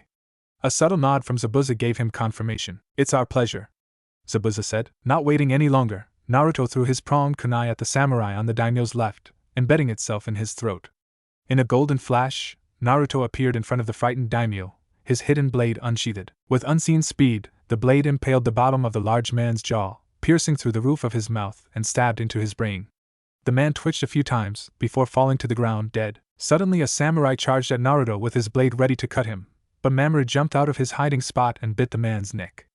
As the samurai fell, he screamed in pain as Mamoru kept gnawing at his neck, making it bleed. Naruto just ripped out his pronged kunai from the deceased samurai and stabbed the living one with it in his brains, leaving him deceased along with the rest.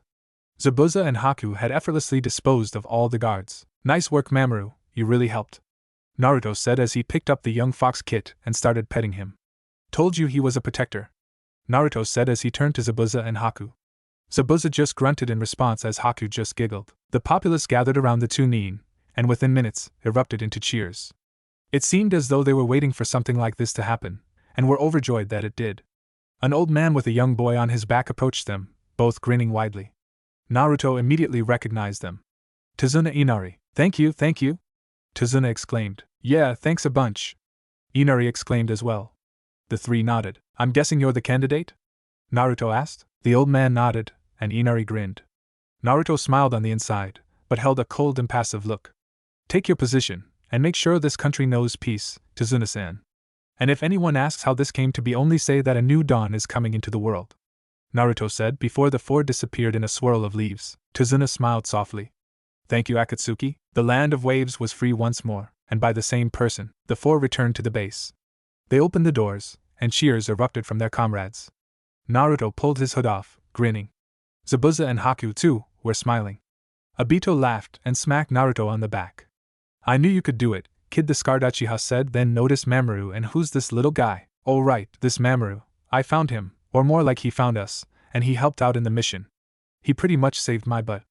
Naruto introduced the young fox kid. Well then, it's nice to meet you, Mamoru. Thanks for saving this kid, he's lost without someone watching him. Obito said, getting a yip of agreement from the fox kid and an annoyed look from Naruto. Oh, don't look so down, Naruto. I'm just kidding, sort of. It's not that. At least not completely. It's just that since we were in the land of waves, I wanted to travel to the ruins of Uzushigokure and find scrolls on ceiling and anything else on the Uzumaki clan and their work. But I had to follow through with the mission, Naruto said, a little down. You didn't tell him? Yahiko asked Obito. Tell me what? Naruto asked with new curiosity. I was going to tell him when he was older. Obito said, giving Yahiko an annoyed glare. Tell me what, sensei? Naruto asked, starting to get impatient. Obito just sighed. The truth is, we had some agents travel to the remains of Uzushigokure to collect scrolls and other important artifacts. Since the Uzumaki clan was feared for their techniques and everyone wished to get their hands on it, we figured to collect them and keep them safe from criminals and corrupt warlords. So they're here? Naruto asked with much excitement. Yes, but I want you to wait for a while before reading them. Obito told the young Uzumaki. Whatever you say, sensei. As long as I get to read and study them soon in my life, then I'm okay with it. Naruto said with a toothy grin. Good boy. Obito said, ruffling up Naruto's head again. Anyway, Naruto, we'd like you to meet someone. Yahiko said as a dark-skinned man wearing a bandana and sunglasses appeared next to him. This is Killer B, the Hachibi Jinchuriki. Yahiko said, gesturing to the man beside him. Yo, it's good to meet you.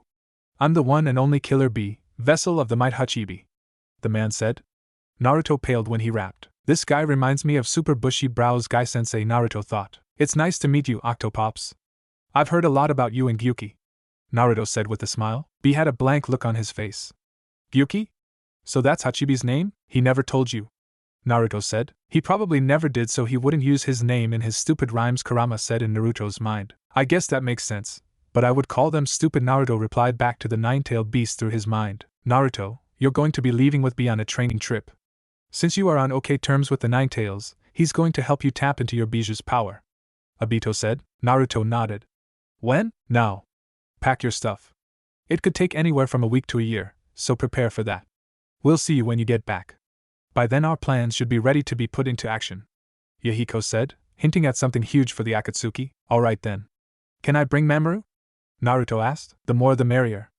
Yahiko said, as he then handed Naruto a large scroll. That's the key to the seal on your stomach. I had Nagato make it. Good luck. Naruto placed Mamoru on his head and took the key, and nodded, before leaving to his quarters. After packing and saying his goodbyes, the two Jinchuriki traveled to a harbor. There, they took a small boat to an island that was strangely also a turtle. Naruto had met Mota, who was a man, according to Killer B, that could be trusted with even the most important secrets. This allowed Naruto to roam freely around the island and sightsee without his hood. Before he left, Obito had given him a lengthy scroll, detailing the most complex transformation he had ever seen. Naruto had a few Kagebushins to copy the scroll and work on the technique while he followed B to a waterfall. Alright, kid. Sit there and focus on nothing but your environment. Clear your thoughts. It will be then that you confront your true self. Mota said. Naruto did as he was told, and sat in front of the waterfall, closing his eyes. Soon, he felt a strange fog appeared around the area, and couldn't sense the presence of anyone nearby. He knew he was in his mind now. He opened his eyes to see a carbon copy of himself exit the waterfall, his eyes black, and his irises red. His dark self laughed. Well, look who it is. Look at you. You're pathetic. You think they care about you in the Akatsuki, let alone Konoha? They're probably glad that we're dead. Geez, quit sounding all emo. Naruto said as he glared at his copy.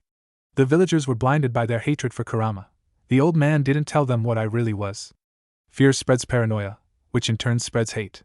Naruto spat. The darker version of himself just laughed. Oh please. They just hated us for being us.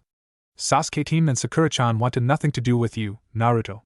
Speaking of which, I bet they're probably fucking now, wouldn't you, Agra? Shut up! Naruto yelled, preparing a Rasengan. His darker self grinned and did the same. Naruto charged, and the two met, Rasengan versus Rasengan. They exploded on contact, and the two Narutos jumped backwards. The dark Naruto started to chuckle darkly. Look at that, you really think peace is obtainable? Bullshit. You're a fool for thinking otherwise. Everyone in this rotting world will always be filled with hate and rage that they will be blind to everything else. Look what I just did to you. Love breeds hate. Hate breeds conflict, an unending circle of life filled with everlasting darkness and damnation. One word about your precious Sakura-chan and you were set off. Dark Naruto explained. The real Naruto just sighed. I'm the true Naruto, your inner feelings and thoughts. Who you really are, you're right. But how do you think I still like Sakura-chan? Naruto asked. His darker self froze. Because I know, deep down, she was kind, considerate, and trustworthy. She only did those things because I was an idiot. Same with the villagers. I'm the vessel of the Kyuubi. Civilians wouldn't know the difference between the Bijou and the Jinchuriki. Shut the fuck up. You don't know anything. They scorned us. Sakura team ignored us for the Uchiha. You can't forgive them for that. The dark Naruto yelled, gesturing wildly with his hands. Naruto smiled as his darker self charged at him, and he caught him in an embrace. But I already have forgiven them. And so have you.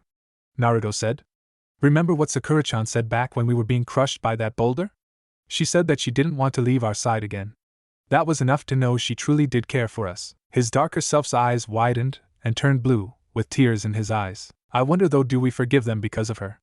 Dark Naruto whispered before he faded away. Naruto then snapped his eyes open, now out of his mind.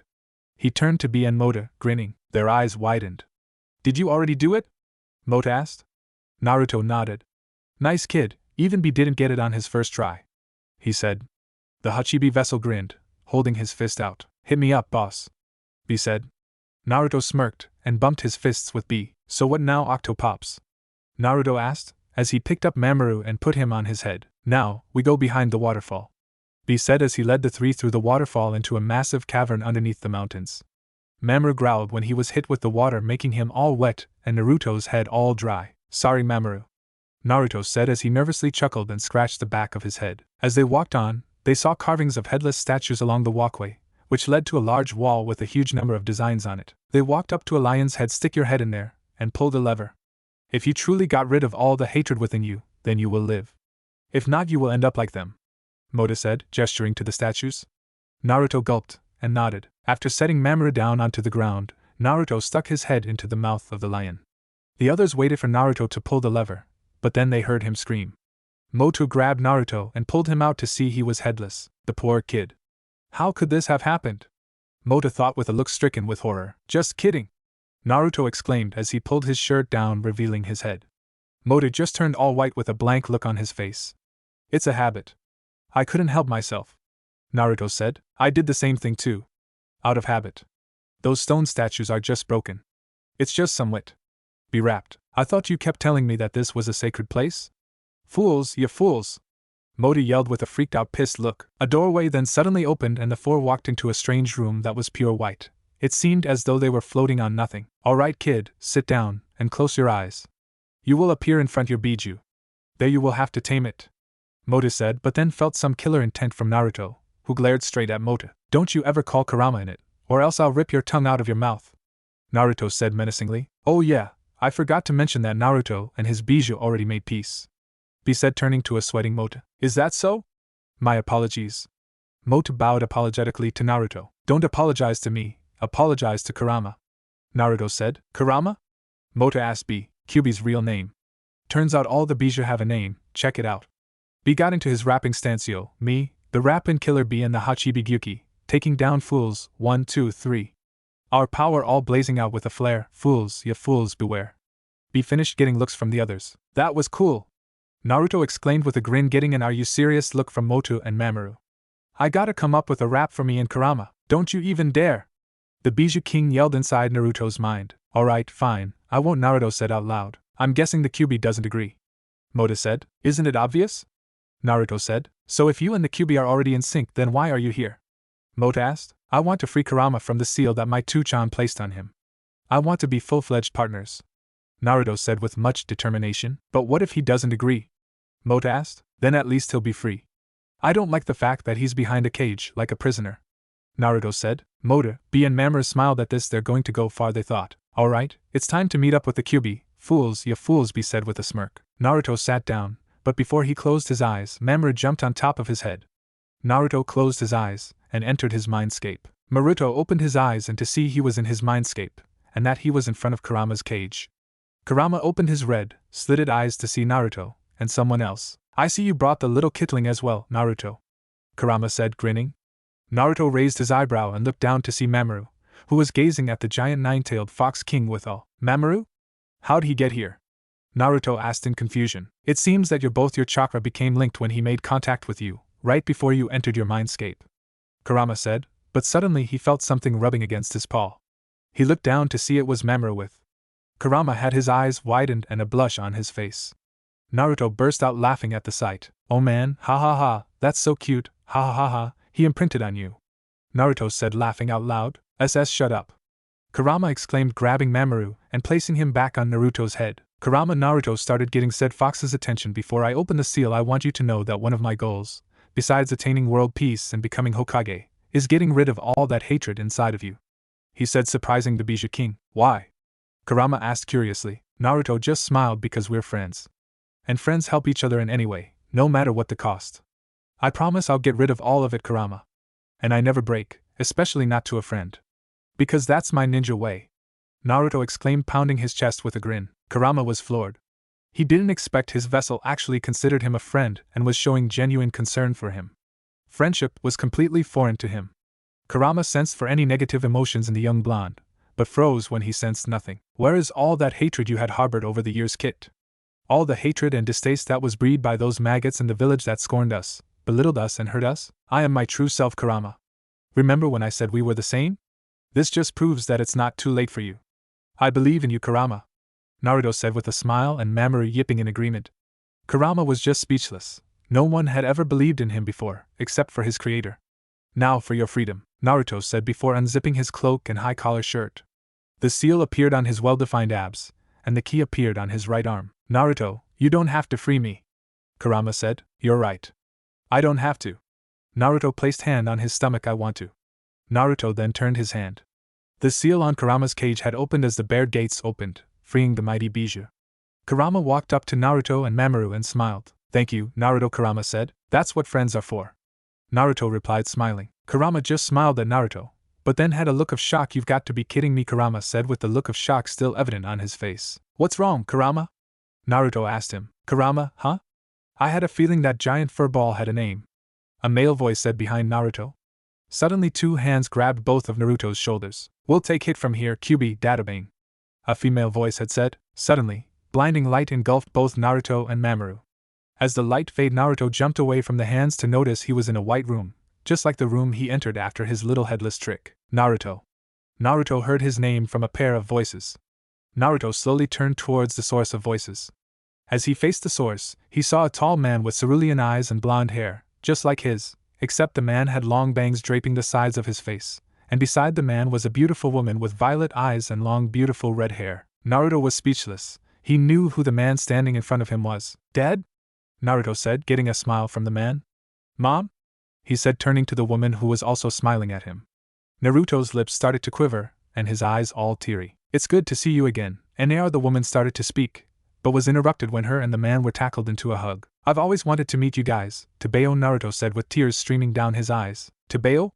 You really are my son, Kushina said with a smile, while Minato chuckled. Naruto pulled away from them and smiled. I've got so many questions to ask you, but you're not staying for long, are you? Naruto said with a frown on his face. I'm afraid so, Minato said as he and Kushina also had frowns on their faces. Then I really want to know, how did you guys fall in love? Naruto asked, making the two blush. It's a bit embarrassing, Tebane, Kushina said, blushing from embarrassment. Embarrassing? I thought it was really cute. Minato laughed. Kushina glared at her husband. Be baka, she yelled, punching Minato in the head. Naruto's eyes widened. In an instant he saw an image of himself and Sakura. Naruto then smiled and started to cry. His parents looked at him with concern. And Naruto, are you okay? Kushina said, worrying about her child. Suddenly Naruto started to laugh, making his parents confused. What's so funny, Tebane? Nothing, Mom. It's just you remind me of Sakura-chan when you hit Dad like that, Naruto said, still chuckling a bit. I mean, you're just as beautiful as her too, he said, making his mother blush. Oh, well, thank you, Kushina smiled. So anyway, Naruto started. Oh right, well you see, your father and I were both still little kids, Kushina started. I had just moved from Yuzushiogakure and entered the academy as a new transfer student. At the time, I was placed in the same class as your father. She first thought that I was girly and undependable. Minato said. Your mother then blurted out that she wanted to be the first female Hokage, which isn't a good thing for someone to just say when they just transferred to a new village. It makes you seem snobby, Tebane. Kushina lectured. Your father then stood and said that he wanted to become Hokage and be respected by everyone. I wasn't trying to challenge your mother if that's what you're thinking right now, Minato quickly said. It just sounded like a joke to me. Kushina said. What? But Dad seemed so powerful in what I read about him. Naruto said. I know, but I was still young and didn't know anything back then, so I looked down on Minato. Kushina said. Until a certain incident happened. An incident? Naruto asked. I used to really hate my red hair. But after the incident, I started to like it, she said with a smile, rubbing some of her locks of hair. What happened? Naruto asked with curiosity and anticipation. I have a slightly special chakra and I was kidnapped by Kumogakure because of it, she said. You were kidnapped? They suddenly captured me and took me away to Kumo, and I wasn't able to put up much of a fight, Kushina said, but I knew I had to do something. In order to leave a trail behind, while I was being led away, I snipped off and dropped strands of my hair carefully, so the enemy wouldn't notice. Konoha immediately put together search parties, but they had a hard time finding me. We were almost to the border, and I thought I was done for, but then Kushina then felt Minato grab her hand with his own, entwining their fingers together. She looked to her husband with a smile that he gladly returned. Was that when? Naruto said, getting excited. Yep, your father was the one who rushed to my side and rescued me. Kushina smiled. It wasn't difficult, Minato said. After all, your mother's hair is so beautiful that I could never forget it, he said, staring lovingly at his wife. Kushina hugged Minato and rested her head on his shoulder. Yeah, Mom's hair sure is pretty. Naruto smiled with a blush. That day, I knew your father really would be a great shinobi. I realized that he could make all my dreams come true, and that he could change me. The red hair that I had always hated had brought me the man of my dreams. My hair became my red thread of destiny. Kushina smiled at the memory. After that I grew to love my hair, and more importantly, I fell in love with Minato. Naruto smiled, and then started to think, Mom and Dad, they remind me so much of me and Sakura-chan. Then does that mean that we? Naruto, Kushina said, her son's name getting his attention. There are certain words that I only bestow to those who compliment my hair. Will you accept them? Naruto nodded in response. Naruto, I love you. Naruto eyes widened with shock. Wow, I feel so calm and happy. Naruto smiled before he tackled his parents into a hug with tears of joy in his eyes. I love you too, Ka-san. Tuchan. He spoke the words he always dreamed say. Both his parents smiled with joy, happy that their child loved them as well. As Naruto released his parents, he looked at them. Mom, Dad, about what happened on the day of Kurama's forced attack. We know, Minato said, getting Naruto's attention. Tell Obito that we forgive him. I'm sure he'll be happy to hear that, Naruto said with a smile. And I'm guessing you also know about Tsunade Bachan and Erosen and R. Yeah, it was pretty surprising, Minato said. Shocking is more like it. Your father froze when he heard Obito tell you, Kushina said. Are you alright, Dad? Naruto asked his father. Yeah, like you, Naruto. I've always wanted to meet my own parents. Who would have thought they have been by my side this whole time? Minato said with a lone tear going down his eye. At least you got the chance to meet them and know them, Naruto said. Something I wish for you, Naruto, Minato said, a bit saddened. What are you talking about? I finally got to meet you guys, and I know enough about the two of you. Naruto said. You two are strong and awesome shinobi. You put others before yourselves. You never let anything demean your will. You truly do love each other with all your hearts, and you love me with all our hearts, they both said in unison. I just wish your sister was here, Kushina said with sadness. Naruto's eyes widened in shock. I have a sister? Naruto asked with shock. Kushina and Minato nodded. It turns out, I was pregnant with twins. You and your sister Akane, Kushina said. What happened to her? Naruto asked, anxious to find the only other family he had left in this world, besides his grandparents. When I used the Shiki Fujin, I split the Kyuubi's chakra. His name's Kurama, Dad, Naruto interrupted. Naruto, don't interrupt people, Kushina lectured her son. Sorry, Mom, Naruto said, rubbing the back of his head. It's alright, Naruto, you were just looking out for a friend, Minato said, still in disbelief that Naruto actually became friends with the Bijou King anyway. I split Kurama's chakra in half. You were given his yang chakra, while Akane had his yin. But what happened to her? Naruto asked. I'm afraid we don't know, Minato said. He turned to see Kushina in tears, so he hugged her. So does that mean she's Naruto said with sadness in his voice. No. The three turned to see Kurama. Kurama? How did you get here? Naruto asked. Does it really matter? I guess not. Naruto said. Kyuubi, what are you talking about? Kushina asked with renewed hope inside her. Even though my chakra was separated, I am still connected to it, and I still sense my chakra. It is mixed with another. The chakra of an Uzumaki. A female. And her chakra is just like yours, Kushina. Kurama said. So she's alive, Tebeo. Naruto started jumping for joy. He then turned to his parents' mom. Dad, I promise I'll find Akane. That's my promise of a lifetime, believe it. Kushin started shedding tears. Thank you, Naruto-kun. I am so sorry that we couldn't be there for you. Don't blame yourselves.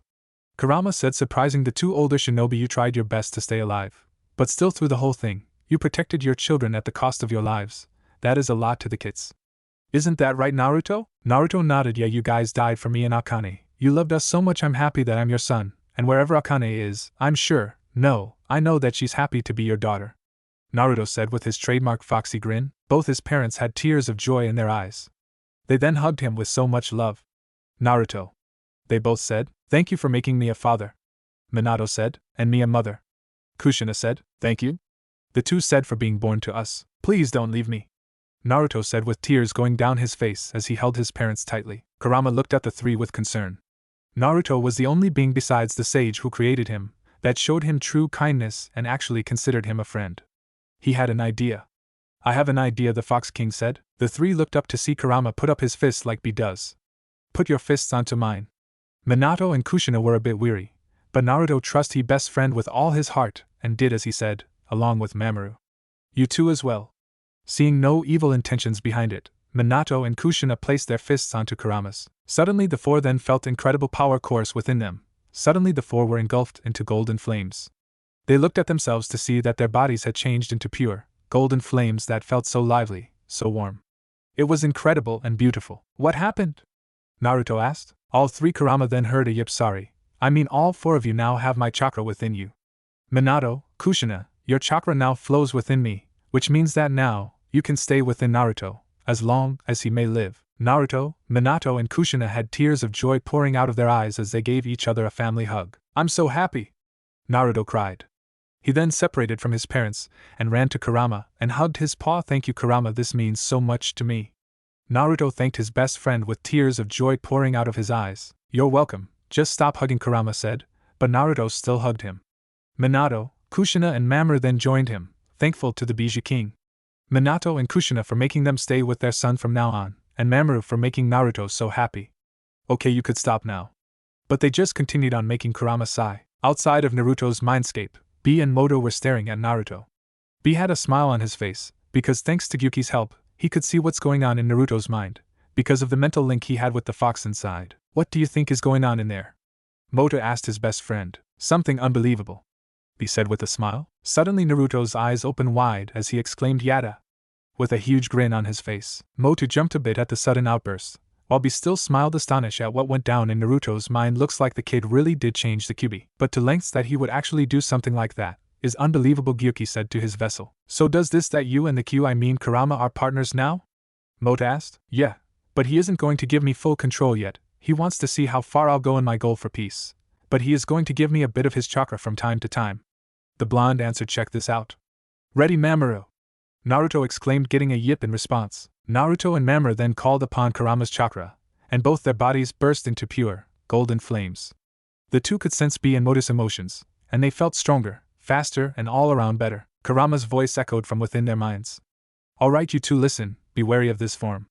It casts a large chakra signature, and it will only last about 10 minutes with the amount of chakra I'm supplying you, understand? The two mentally nodded to Kurama. Suddenly, Mamoru started running around the room at an incredible speed. He looked like a living bolt of lightning. What kind of powers do you have, Kurama? Naruto thought.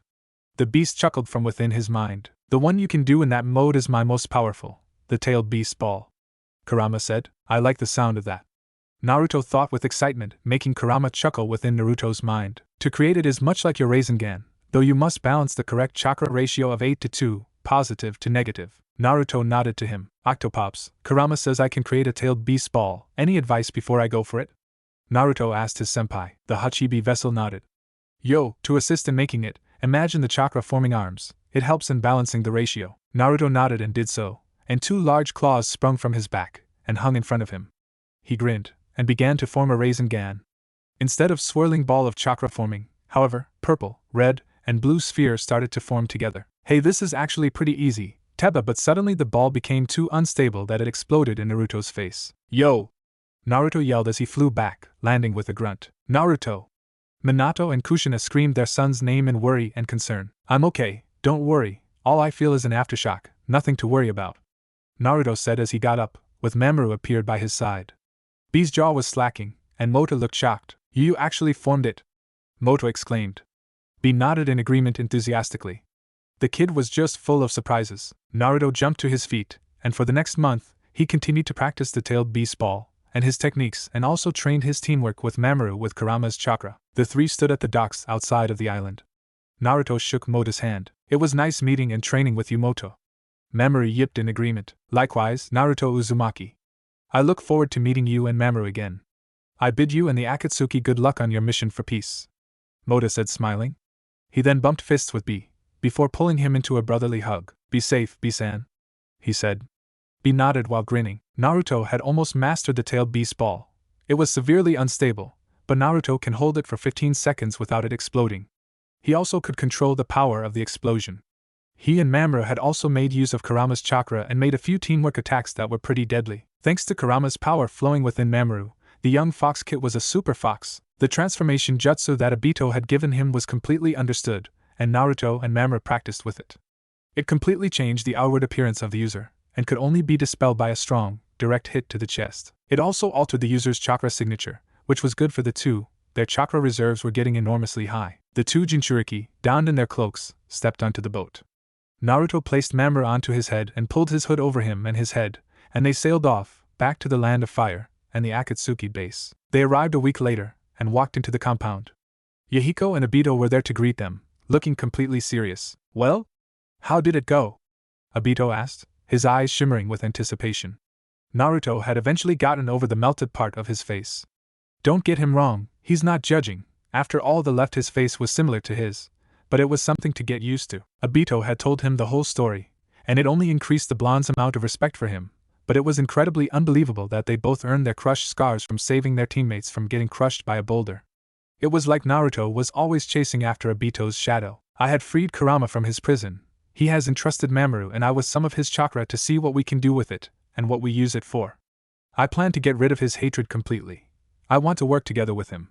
If I do well with his chakra, then he and I will finally be full-fledged partners, Naruto said proudly. The 2 leaders of Akatsuki stared at him, stunned, but then grinned. Obito ruffled his hair. Good work, Naruto, Obito said with a grin. Was there any doubt? Naruto asked rhetorically. Not from me, Naruto.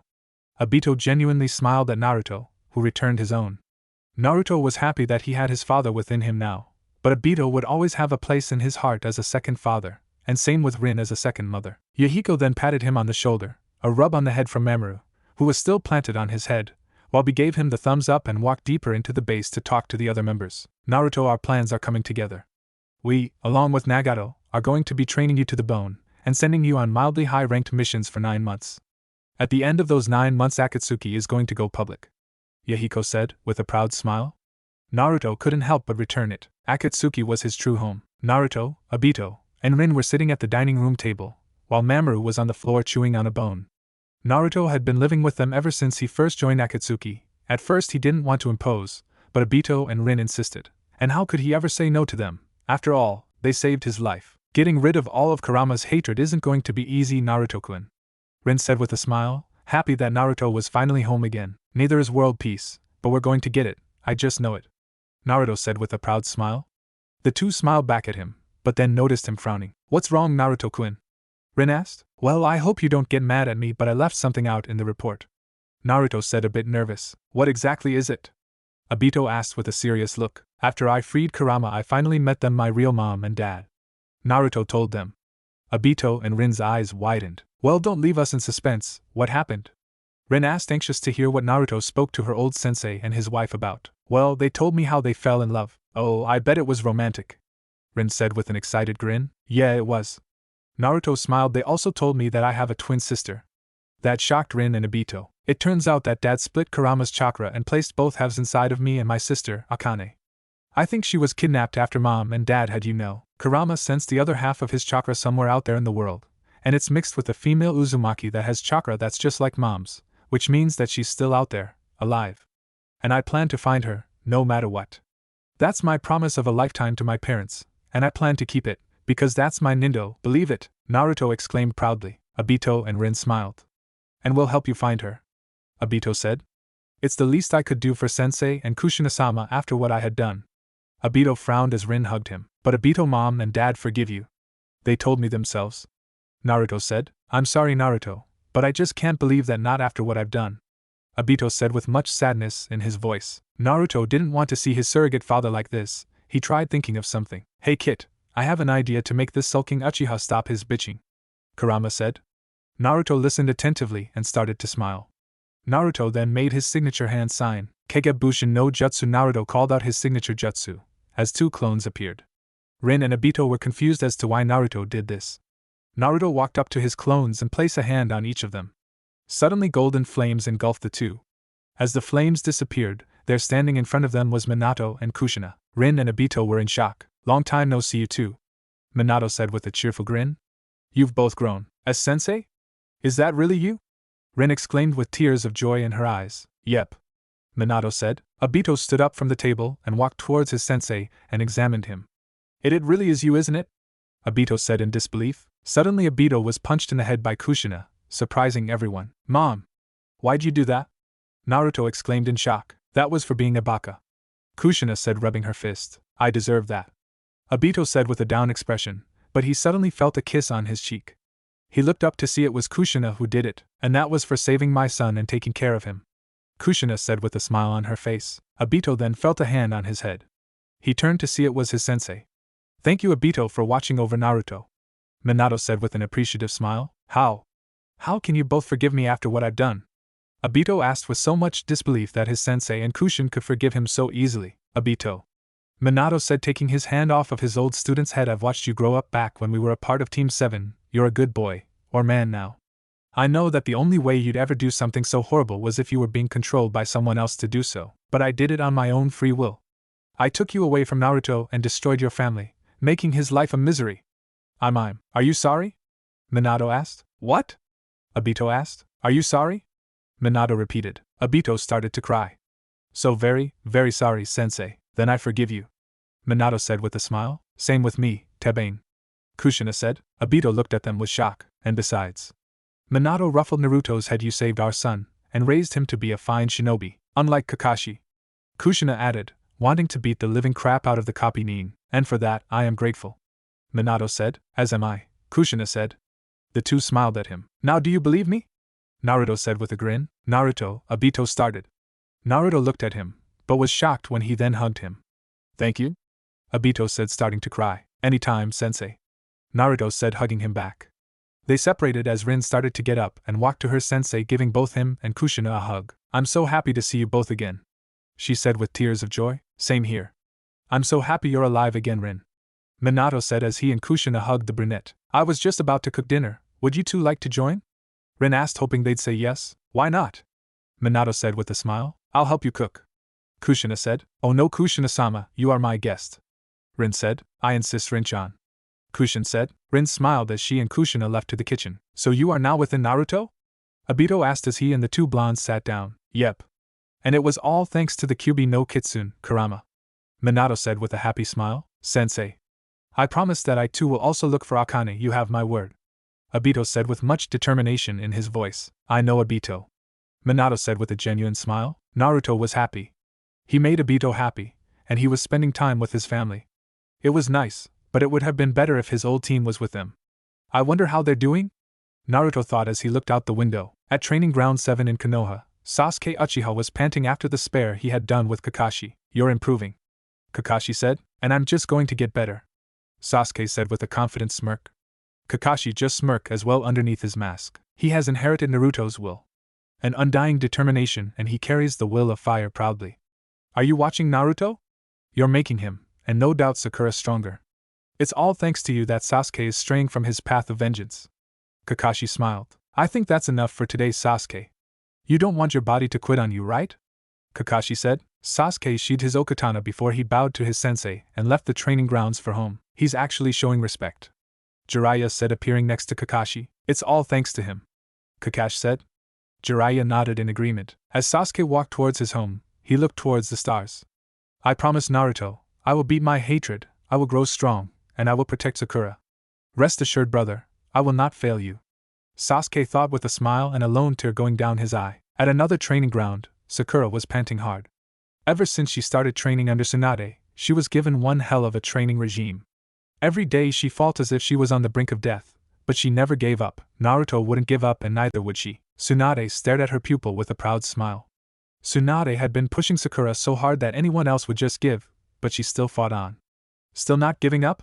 Tsunade asked. No, never, Sakura exclaimed. Naruto-kun wouldn't and neither will, Shanaru. Believe it, Sakura yelled her and Naruto's phrases with pride and thrusting her fist. Tsunade had tears in her eyes. Just look at her, Naruto, you made her this way. We'd give anything to have you back, but I am so happy that she adopted your will. Hey, are you okay, Tsunade Shursho? Sakura asked with concern. Yes, of course, Tsunade said, wiping away her tears. That's enough for today, Sakura. Go home and rest, you deserved it. Thank you, Tsunade Shursho. Sakura bowed to her sensei, before leaving for home. Tsunade then felt a pair of arms around her. She's also gotten stronger thanks to the kid, Jiraiya said, putting his chin on Tsunade's shoulder. Yeah, she sure has, Tsunade agreed, going deeper into the embrace. On her way home, Sakura looked up into the stairs. Naruto-kun, I promise, I will get stronger and be worthy of your sacrifice. Just keep watch my Shugo no Tenchi. Sakura then blew a kiss to her guardian angel, wherever he may be. After helping Rin with the dishes, Naruto started to head to bed. His parents had already returned back to him after they had dinner. Good night, you guys, Naruto said, before heading to bed. Good night, Naruto-kun, sweet dreams. Rin wished him good night with a warm smile. Night, kid, Obito said with a smile. As Naruto closed his door, Rin and Obito headed to bed themselves. Obito, Rin said her boyfriend's name as she changed. HM? Obito replied, sort of. Remember what Naruto said earlier? She asked him. Depends, he says a lot of things, Obito said with a smirk. He called Minato-sensei and Kushina-sama his real parents, she said, sitting on her side of the bed. Well, they are his real parents, Obito said, sitting next to her on his side. Yes, but does that mean that he thinks of us as? Obito realized what she meant and smiled as he then held her. I guess he does, he said with a genuine smile on his face. Rin smiled at him as well. They kissed goodnight, turned off the lights and went to bed. In Naruto's room, Mamoru laid sleeping on the blonde's bed, as the young Jinchuriki grabbed a sketch pad. He grew a hobby of sketching. It brought him peace, and Rin loved all of his sketches, which always brought smile to his face that his surrogate mother loved his creations. Naruto kept turning the pages, until he found what he was looking for and smiled. Sakura walked into her bedroom and immediately undressed down to her underwear. She sat down on her bed, and grabbed her picture of Team 7. Her eyes shimmered with sadness and joy as she stared at Naruto's face. He was making that annoyed look that was direct at Sasuke, but she thought it was cute, and it always made her giggle. She kissed Naruto's picture and lay down on her bed holding the picture to her chest, as she did every night. Good night, Naruto-kun, she said before falling asleep. Naruto stared at a sketch of Sakura he did from memory, and it looked just like her. His eyes shimmered with sadness and joy as he stared at Sakura's perfect face.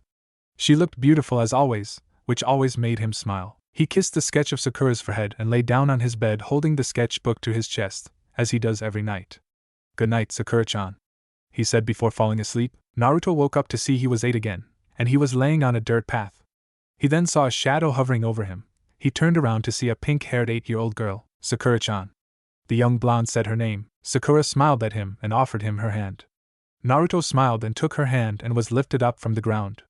The two just smiled at each other and started walking down the path together. Minato and Kushina watched on as Naruto and Sakura walked down the endless path together, and in the real world the two laid in their beds smiling happily at the beautiful dream they both were having. In a secured area, there were guards everywhere. Their job, protect this man who helps fund Otogekyo with supplies. In exchange, he gets money, land, and all the women he wants. Inside a hallway, 2 guards were conversing with each other. So who are we supposed to protect this guy from? One guard said. You know, assassins, angry mobs, the usual. The other said. I don't see why Orochimaru-sama doesn't kill this guy. Probably because the old snake bastard's really desperate, said a voice. What? What did you say?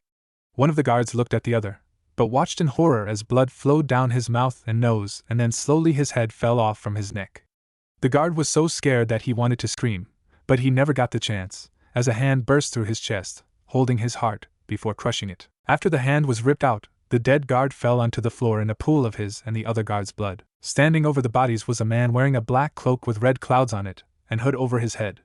He looked down at the corpses with red glowing eyes. "Pitiful scum," he said before he disappeared. "All right everyone, look alive." An Otonin wearing bulky armor addressing to 20 other Otonin. No doubt he was in command of them. "We are to protect this man with our very lives," but before he could finish, he was crushed by a hooded man landing on him and was stabbed through the head with a kunai. The man twisted and turned the kunai, really getting into the brains. The 20 Otonin looked in horror as their commander was killed effortlessly. The man slowly stood up, revealed his red glowing eyes and what looked like horns coming out of his head. The Otonin were scared shitless as they all thought he was a demon. The man cracked his neck, making them jump at the sounds of his bones crunching. The man stared at them, not saying a word, frightening them. Then suddenly 2 trench knives came out of his sleeves and into his grip. The man just stared at them and said, "It's my lucky day," he said darkly with excitement as chakra manifested into the blades, extending them into long swords made of chakra.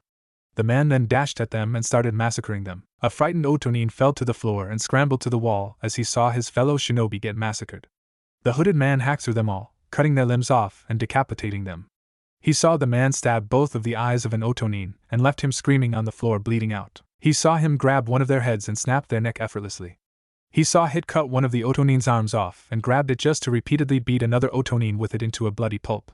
He saw pierce his hand straight into an Otonin's back and rip his spine out, to then stab another Otonin through the head with the vertebrae. Never had he seen such horror, and he was a jounin. There only stood one more Otonin, besides him, who stood with a kunai in his hand, but he was trembling like a leaf. Just like him, this Otonin was frightened of the demon man. The hooded man just stood there like a statue, no, like a hawk eyeing its prey, toying with it with fear. Just looking at him with those soulless eyes just made the Otonin feel like voiding his bowels, before his death even came. As the Otonin stared into his eyes, he felt he was staring straight into depths of hell, seeing the fires of destruction and torturous horror inside those eyes, taunting him, haunting him with the horrible actions he had done over the years. It was too much. Too much. He couldn't take it anymore. The Otonin stabbed himself in the throat. He committed suicide out of fear that was only influenced by a single stare. Pathetic scum. Committing suicide from just a stare, how pitiful. But then again, you weren't the first, the hooded man said. The Otonin watched in horror as the hooded man approached him. In fear, the Otonin grabbed his legs and started to quiver in a fetal position. The hooded man stopped in front of the Otonin and crouched in front of him with his red glowing eyes staring at his own. "Where is he?" the hooded man demanded answers. "He's just behind that door." The Otonin quickly answered with fear evident in his voice. "Thank you," the man thanked him, before he stabbed him in the brain with a kunai. On the other side of the door, a man in a green business suit who had a bit of a girth and only had hair around the dome of his head, but not the top, was trying to rape a girl, who kept kicking and crying. Suddenly the door was kicked open. "What the hell?" the green-suited man yelled. There entering the room was a hooded man, whose only part of his face that was showing were his red soulless eyes and horns at the top of his head. The suited man was paralyzed with fear, thinking that this thing must be the Shinigami. The girl he was holding took the opportunity of getting out of his hold by kicking him in the groin. She then ran out of the room, running straight past the hooded man who just stood there staring at the suited scumbag, holding his crotch. "Who the fuck are you?" the suited man yelled. Suddenly he heard the girl who kicked him scream. He looked past the hooded man to see the bodies of the Otonin that were supposed to protect. He looked on in fear as he saw all the brutal ways they were killed. He then noticed a man walking towards him. Reacting in fear, the suited man grabbed a kunai. "Stay away. I may not look it, but I am pretty handy with a kunai. Do you know who I am? Kaizo Yurio, weapons supplier, loves to torture innocents in private and rape young girls and women, not caring for age. You are funding Otogekyo for protection. A very foolish decision," the hooded man said in a monotone voice. Kaizo was shaking like a leaf. This man, no, this thing, knew who he was and what he loves to do. He was scared shitless. The hooded man stopped right in front of him and stared at him with his soulless eyes. "Now, Kit," the hooded man said. Suddenly a fox kit jumped out of the top of the man's hood and bit onto Kaizo's neck, sending him to the ground. The fox kit bit so deep into his neck that as it pulled away, he ripped a chunk of meat from Kaizo's neck. Kaizo screamed as he grabbed his wounded, bleeding neck. He tried to grab the kunai that was on the floor, but the horned man slammed his foot on Kaizo's arm. Kaizo looked up at the man, only to be frozen in fear as he saw what he looked like without his hood. He saw what looked like a mask. It looked demonic. It had a pair of horns on the top of its head, a spike coming out of the chin, 2 pairs of fangs, 1 pair on his top teeth and another on the bottom, a pair of nostrils, but no nose, and finally, bandage wrappings over his eyes, but you could still see the red glow of his eyes. Kaizo was so terrified that he voided his bowels. The masked man firmly placed his foot on Kaizo's elbow and then grabbed his forearm. Kaizo knew what he was planning to do. No, no, no, no, no, no, no, no. The masked man then pulled the forearm, ripping it out from its socket, making it bend the wrong way. Kaizo screamed at the top of his lungs that everyone in the area heard it. The demon man grabbed Kaizo and slammed his head onto the corner of a table, making it bleed, then slammed his face through the nearest window, cutting his entire face, making it bleed. Kaizo's bleeding was then turned toward the demon man, facing him. The last thing Kaizo ever saw was the demon's face and his soul-piercing eyes, before the demon man took his thumbs and stabbed them right through Kaizo's eyes, gouging them. Kaizo kept on screaming at the intense pain he was feeling, but he was silenced for good when the demon man twisted Kaizo's head, successfully snapping his neck. The demon man released Kaizo, letting him fall to the ground. The demon man stared at the corpse with his soulless glowing red eyes. The young fox kid walked by his side staring at the corpse as well. The demon man reached a finger into his ear hole and said, "Mission accomplished. Target, Kaizo Yurio, has been eliminated. Roger that, Hashi. Meet you back at base," said a male voice on the other line of the earcom he had. Hashi bent down and grabbed the fox kit and placed him on his head, then pulled the hood over him and his head. Hashi then turned to see the girl still there, frozen in fear at the sight of the bodies in front of her. He made his way to her and touched her shoulder, making her flinch. "Let's get you out of here," Hashi said as he and the girl were engulfed in a yellow flash. Otonin ran all the way towards where they heard the scream to see the corpses of the Otonin that were assigned to protect Kaizo. The Otonin froze in horror and disgust at the sight, some even puked. Some of them got out of their horrified state. "Check the bodies," said an Otonin wearing bulky armor and a giant rope tied in a knot around his waist ordered. "Yes, General Dai." The ones who got out of their daze said. Dai looked at the bodies with a glare. Whoever did this was skilled and a master at killing. "General Dai. You better come and see this, sir," said one of the Otonins. Dai made his walk into the next room to see the bloody, man-handled corpse of Kaizo Yurio. "Looks like the work of an assassin, a rather sloppy one." Dai said, "Well boys, that only leaves one question." They all turned to him. Who's going to be the lucky one to tell Orochimaru-sama about Kaizo's unfortunate happening? Everyone froze. "Shouldn't you be the one to do that, sir?" asked an Otonin. "I have other things that I must attend to. But you on the other hand seem to have some free time on your hands." "You tell Orochimaru-sama," Dai said. But sir, the Otonin was cut off by a stab to the throat. "Never talk back to your commanding officer," Dai said as he ripped his kunai out of the now dead Otonin's neck. He turned around and pointed at another Otonin. "You there. You tell Orochimaru-sama." The chosen Otonin gulped. "Why yes, General Dai." He answered in fear of getting stabbed to death as well. Far away from the area, a flash of gold appeared and as it vanished, in its place was Hashi and the girl. The girl moved away from Hashi and just stared at him. "You are free now. Go back to your village. A new dawn is entering the world." And with that, Hashi vanished in a flash of yellow light. The girl cried tears of joy and had a happy smile on her face. "Arigato," the young girl said, as she then made her way back to her home village nearby. Hashi and the fox kid made their way back to the base, where he met Yahiko and Obito. "It is done," Hashi said in monotone. "Good," Yahiko said.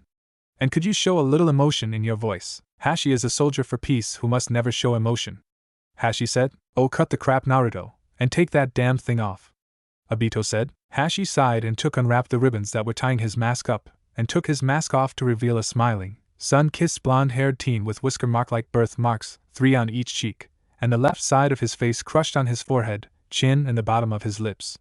"Sorry, I just get real into my character. Just ease up, okay?" Obito said. This coming from a guy who acts like a complete child when he puts on his mask. Naruto said with a grin. "He's got you there," Tobi Yahiko said with a smirk. "That's Obito," Obito said. "Come on, Naruto. Better head home so Rin can clean the blood off of your cloak." Can you just clean it off with a water jutsu?" Naruto asked. "Naruto, I'm a Katon user. I don't know a single water jutsu," Obito said. "You got to know some kind of water jutsu," Naruto said in a bit of desperation. Something wrong at home?" Yahiko asked. "Rin-chan has been a bit on edge lately, for some reason. And she doesn't really like it when Naruto gets his clothes all dirty," Obito said with nervous smile. "Oh come on, it can't be that bad," Yahiko said. "How many times have I told you not to dirty your clothes?" Rin yelled, making Naruto flinch from fear. "It's going to take me all day to clean this blood off your cloak." "This is all your fault, Obito." "My fault?" Obito exclaimed. "Yes, your fault, for making him an assassin in the first place. Rin yelled at her fiancé. But I. Silence. Yes, ma'am, Obito said and sat in silence, like an obedient dog. Who put a bee in her underwear? Naruto whispered to Obito. What was that? Rin yelled, making Naruto flinch. Nothing, ma'am. He quickly said, putting his hands up defensively. Obito and Mamoru snickered at the sight, but stopped when Rin hit him in the head with a frying pan. What are you laughing at? Ow. That hurt, damn it, Obito exclaimed, but he started to regret it when he saw Rin start to cry. Rin-chan, don't cry, please. But it was too late. I am such a horrible girlfriend. Rin cried. Smooth move, Casanova. Naruto said with a dull look. No, Rin-chan, you are a perfect girlfriend, and I am lucky to have you. Obito said, holding her in a hug. Thank you, Obito-kun. Rin said, drying her tears. I'm hungry now, she said, separating from him and heading into the kitchen, leaving the two spiky-haired boys and Fox Kit with confused looks. What just happened? Naruto asked. Well, you see, Naruto, when two people are in love, they usually who am I kidding? I have no freaking idea. Obito said, sitting down next to Naruto at the table. First she's been puking constantly, then the mood swings, and now that. Obito pointed to Rin eating an onion covered in maple syrup. I don't understand what's going on, he said, placing his elbow on the table and laid his chin on his hand. Naruto just looked at Obito with an "Are you serious" look. And he says I'm an idiot. As Rin made her way to them, Naruto just decided to take a shot in the dark. Rin, are you pregnant? He asked, making Rin pause with a surprised look. Obito's jaw dropped and Mamoru with his eyes widened. Oh well, now that you mention it, yes. I wanted it to be a surprise, Rin said with a smile and scratching the back of her head. Obito froze, just staring at Rin. Obito-kun, are you alright? Naruto looked on with a smirk. 3, 2, 1. Obito moved as fast as lightning, as he pulled Rin into an embrace and spinning her around with so much joy. We're going to be parents, Obito exclaimed with so much joy. Obito-kun, could you please put me down, before I vomit again? Rin asked, feeling a bit dizzy. Oh, sorry. Obito apologized, putting his fiancée down. But I'm just so happy. This is what I've dreamed of since we were still a part of Team 7. Obito was then shut up by Rin locking her lips with his. As they separated, Rin looked at him with a genuine smile. You talk too much, she said, making Obito blush and smile in embarrassment, while scratching the back of his head. Wow, I'm going to be a brother, Naruto whispered. What was that, Naruto-kun? Naruto looked up to see Rin and Obito smiling at him. Oh, it was nothing, Rin-chan, Naruto quickly said, putting his hands up in defense. Rin and Obito just chuckled with joy, since they heard Naruto, and what he said made them happy. Suddenly a smoke cloud appeared in the middle of the room. As it faded away, it revealed Yahiko.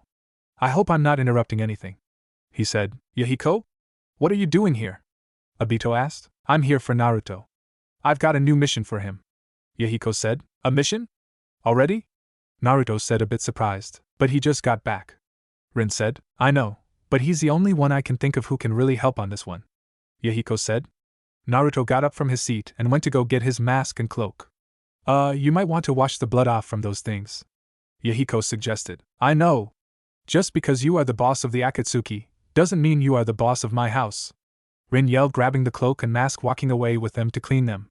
Yahiko had a surprised look on his face. That sweet, goody two-shoe Rin actually yelled at him like that. What's her problem? Yahiko asked. Long story, Obito said. She's pregnant, Naruto just said bluntly, shocking Yahiko. Oh well then, congratulations, Obito, Yahiko said, shaking the Uchiha's hand. Once you get your cloak and mask back, meet me at the base, he said, shoe shining away in a puff of smoke. I heard a poof. Would it kill him to use a different Shushin? Open a window for Kami's sake, Rin yelled from the other room. These are going to be a long 9 months, huh? Naruto said, getting a nod from Obito. Naruto and Mamoru, who was on his head, arrived at the base with his cloak on and his mask in his hand. He made his way in to meet Yahiko and Obito, who arrived by his space-time jetson, no doubt. So what's this mission? Naruto asked. You are being assigned a retrieval mission, Yahiko said with authority in his voice. The target? Naruto asked with a focused stare. The Nanbai Jinchuriki. The Nanbai Jinchuriki, eh? Naruto said with a raised eyebrows. Permission to ask a series of questions, sir? Permission granted, Yahiko agreed. Why am I being selected? Since you are the Kyubi Jinchuriki, you have a greater chance of convincing her to join us. Does she still reside in Takigakure? Yes. Is Kakuzu joining me to retrieve her? And if so, is Haiden joining as well? No. Kakuzu is an S-ranked criminal in his village. If he is seen, it will cause a panic, most likely leading to frightening the Nanbai Jinchuriki, which is, of course, not something we wish for. Besides, Kakuzu despises his old village and holds a deep hatred for it. Then am I going in alone? No. We are also sending Itachi and Kisame as well, just in case. You said I had a greater advantage of convincing her. What of B? You are serious when you have to be and have controlled your loud and brash nature, while B is too eccentric that he might lose her interest in joining Akatsuki. What kind of opposition will I be facing? Nothing, unless you cause a stir in Taki, then you will have to deal with Chunin, Jounin, and Anbiyu. Is that all? Yes, sir. Good. You leave in an hour. As Yahiko finished, Naruto grabbed Mamoru and put him in the little pouch inside his cloak and shushined away. That went a lot different than what I expected in my head, Obito said. Same here. Yahiko agreed. Naruto packed all the essentials in his sealing scrolls and went to the base's entrance to meet with Itachi and Kisame, with Mamoru inside his cloak. About time you showed up, Gaki, Kisame said with a toothy grin. Are you and the guppy brain all set?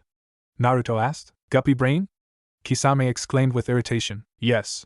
We are prepared for travel, Itachi said with an emotionless expression, but on the inside he was smiling at the insult he delivered to Kisame. Good, Naruto said. He then put on his mask, and then suddenly the air around Kisame and Itachi became heavy and cold. Let us go, Hashi said emotionlessly before dashing into the trees. Itachi and Kisame followed closely, but they were shocked at the sudden change that had just happened. Naruto had done a 180 turn. He was no longer Naruto Uzumaki Senju, the golden-haired kind boy with a huge happy grin and mischievous personality. Now he was Hashi no Sure, the being who has devoted his life to spilling the blood of countless lives, all in the name of peace. The four set up camp after a day of traveling. They sat around the fire and started eating the pork from the boar Kisame killed earlier. So kid, been wondering, where'd you get the idea of that mask of yours? Kisame asked Naruto. Naruto kept on chewing his pork before swallowing it and looking straight at Kisame. I got the idea from a picture of the Geto Mazo statue that Nagato once summoned after he went a bit, you know. Naruto looked at his mask. I figured that since I have to wear a mask, why not one that can strike fear into pathetic maggots that are lower than scum? Nice, Kisame said, grinning. You still thinking about your old village and your friends? Pretty hard to forget when you have so many memories of them, Naruto said, then touching his scarred left face. Especially since I wake up to a piece of it I'll have forever. Mamoru went to his best friend's side and rubbed against him to try and give him comfort. Don't whine about a little injury, Gaki, Kisame said. Itachi was a bit annoyed by it, since that injury is in no way little. Actually, I don't hate it, Naruto said, surprising the three. I consider it a blessing. Are you serious? Kisame was actually surprised. Please explain, Itachi said, surprising Kisame at the fact that silent, emotionless Itachi, the same one he had been partners with for years, was actually interested in something that wasn't his business. The reason I got these scars in the first place was because I saved my friends' lives, at the risk of losing my own, Naruto said. Every time I wake up in the morning, I think of all the lives I've taken over time. I don't regret it, but I always wonder, is this really me? Is this what I am destined to be? A tool for murder? Have I really sold my soul for the one thing I never wanted to become? Am I still Naruto Uzumaki? Naruto said, getting lost in thought. Itachi and Kisame pitied the kid. But these scars help me whenever I look into my reflection and see these. They are a reminder of who I was, what I fought for, what I believed in, who I loved. It is then I realize that no matter how much blood I spill and what actions I take, I am still Naruto Uzumaki, because I fight for, believe in, and love the same things and people. It is who I am. I also realize something that many in our respective villages never could see. The last line caught the other two's attention. The profession I once followed is completely different from the one I now follow, Naruto said. Kisame had one of his eyebrows raised, while Itachi still had his face composed, but on the inside was curious as a child. Shinobi are meant to endure. Assassins are meant to kill. There is no common ground. Kisame and Itachi were shocked at his words. A shinobi kills, but only for those he has sworn to protect, those he cares about, those he loves, those who he would never turn his back on. Assassins kill when they are told to, and only for that reason. We are not the same. And we never will be. Naruto finished. So then, what does that make you? Kisame asked. Isn't it clear? Naruto said. I am Naruto Uzumaki. I fight for what I believe in. And I will die as so. Kisame and Itachi now have gained a new level of respect for the boy. Whether he was a shinobi or assassin, one thing was clear. He knew who he was. Well, isn't that nice? Naruto said, looking into the sky. Itachi and Kisame looked up into the sky to see a shooting star. Making a wish? Kisame asked. I already made one, Naruto said. The team of 4 made it to Takigakure. In order to gain access into the village, the 4 had to go through an underwater cave system below a large waterfall. Mamoru was lucky that he was inside Naruto's cloak, or he would have been hit with by the waterfall, like last time. The place was built around a large tree, and it was very beautiful. This place is beautiful, Naruto said. Instead of wearing his Hashino-shire mask, Naruto wore a mask, like the one his old sensei Kakashi usually wears, and a hat like Itachi and Kisame's. He figured that his handmade mask wasn't really the best thing to wear to make a first impression, especially when you have to convince someone whose life was very likely to be a living hell, just like his old one. Why does Kakuza even hate this place? It's because he was assigned to assassinate your ancestor Hashirama, but failed to do so, Itachi said, and since he screwed up, they decided to punish him by sending him off to jail. Kisame said, Really? Seems kind of harsh. I mean, if everyone was afraid of Madara, then what on Kami's earth made them think it was a good idea to kill my great-great-grandpops, when he was stronger than Madara? Naruto said, folding his arms with a dull look in his eyes. Power, kid. It makes people go nuts. Kisame said, getting a nod from Naruto in response. We'll scout ahead. If we see the Nanbai Jinchuriki, we will inform you of her location. Itachi said, getting a nod from Naruto before he and Kisame vanished to a remote part of the village. Naruto stood there for a moment as Mamura popped his head of the collar of the cloak. Want to see how the ramen is here? Naruto said to the fox kid, smiling, getting a nod from the smiling kitsune. Later, the two had left the local ramen stand. Man, that ramen was too watery to bail, Naruto complained to his little partner. Mamura yipped something to him. Oh yeah, the Naruto fish cakes on the other hand was great. Best I've ever had. Naruto. Do you copy over? Itachi's voice rang in his head, thanks to his earcom. Yeah, I'm here. Did you find her? Naruto replied. A young girl about 15 years old with mocha-colored skin ran out of a bar. She had short mint green that ended at her shoulders, it was spiky at the bottom of it, and it had an orange clip in it. Her eyes were orange. She wore a short sleeveless white midriff shirt with fishnet armor underneath, long white armlets, and fishnet shorts with a short white apron skirt over it. She also carried a cylindrical object in red wrapping on her back. She ran away with tears in her eyes, not daring to look back. You never deserved to wear this in the first place, you little slut, yelled a random shinobi holding her hitaite in his hand. Too bad she left. I wanted to beat on her more. Another Taki shinobi said, and even though she's a demon, I wouldn't mind but the shinobi suddenly went mute when he felt a surge of killer intent behind him. The two shinobi turned around to see a masked man with a straw hat sitting on a lone chair in the middle of the room, with his fingers entwined and locked with one another. Wouldn't mind what? The masked man said creepily.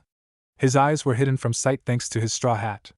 The two men just stayed silent, shaking like leaves. What's wrong? Cat got your tongue? The masked man said. Oh, that's right. The Nibby is in Kumo. You two, along with the rest of this place no doubt, just love to harm an innocent little insect that doesn't even bite back. What are you talking about? That thing isn't innocent.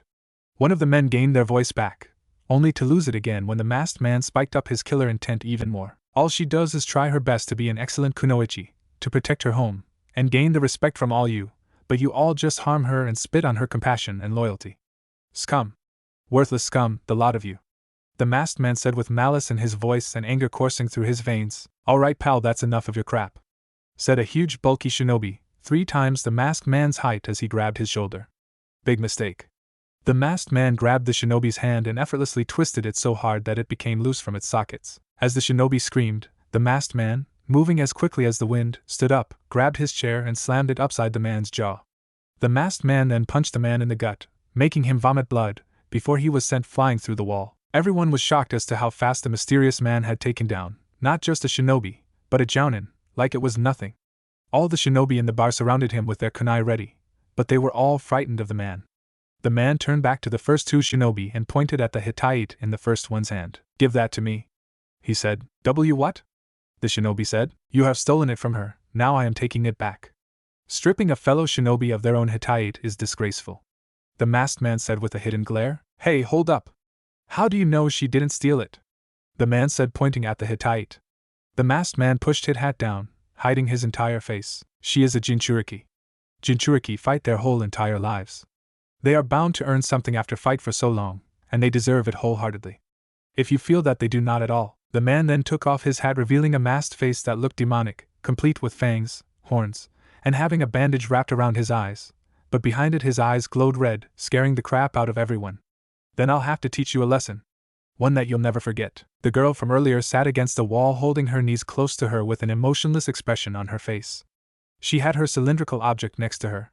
She had wiped away her tears as she remembered the bad things that had happened to her over her life. Her parents died from a fire from a group of hate-filled villagers, she became homeless, had food tossed at her in spite, attacked by her fellow villagers, and now she was stripped of her shinobi Hittite after rightfully deserving it by working hard to gain it. She hated her village, and she wanted out. I'm getting out of here, but how? She thought. A shadow then appeared, looming over her.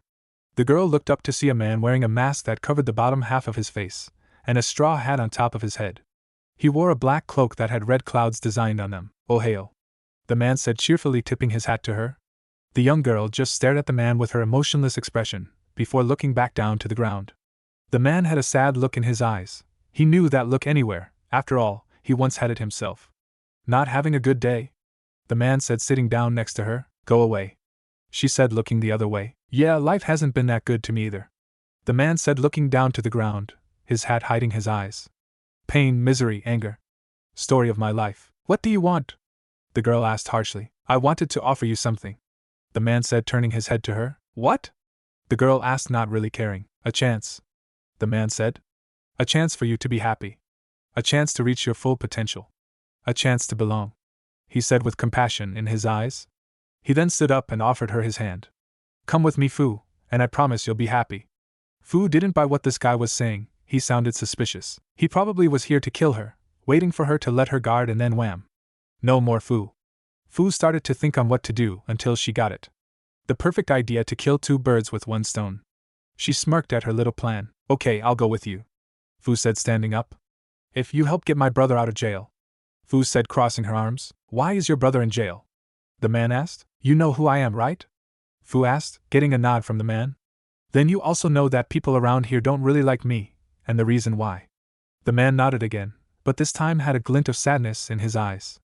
Well, since people don't like me here, they don't like my brother either. When he tried to protect me, they beat him and arrested him. I haven't seen him since I was a little girl. If you save my brother, then I'll go with you. Deal? Deal. The man said with a nod. Where is the jail? It's at the northeast side of the village. I heard he's on the 50th floor. Fu told him. I promise, Fu-chan, I will get your brother back. I will meet you back here later tonight. The man said as he jumped onto a building and started making his way towards the jail. Fu was still standing there with a blush on her face, because of the suffix the mysterious man added to her name. Fu-chan, that's a first. A little away, the man landed on top of a building and looked around for anyone.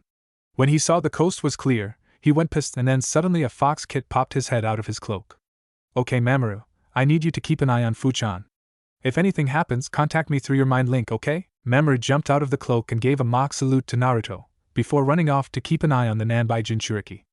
Naruto stood up and started heading towards the village's jail. A guard was making his patrol as he suddenly felt a spark of chakra.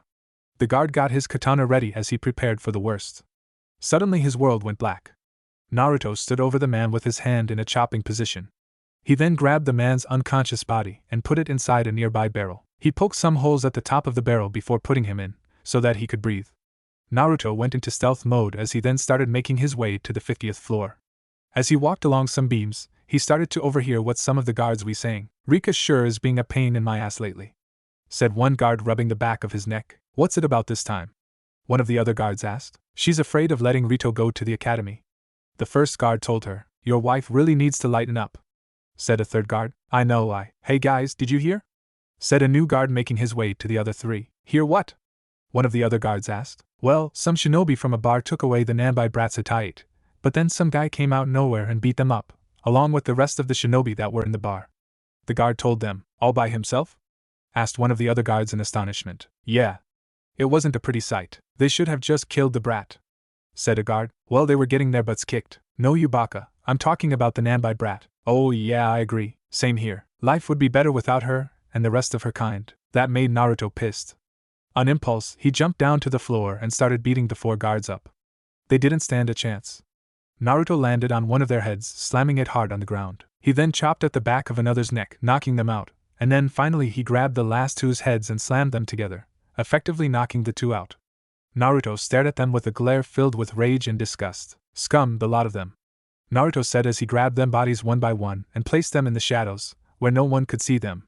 He didn't want to use his Kage Bushins, just in case there was someone who could sense the chakra he'd used just to create them. After taking care of the bodies, Naruto went back into the shadows and made his way deeper into the jail.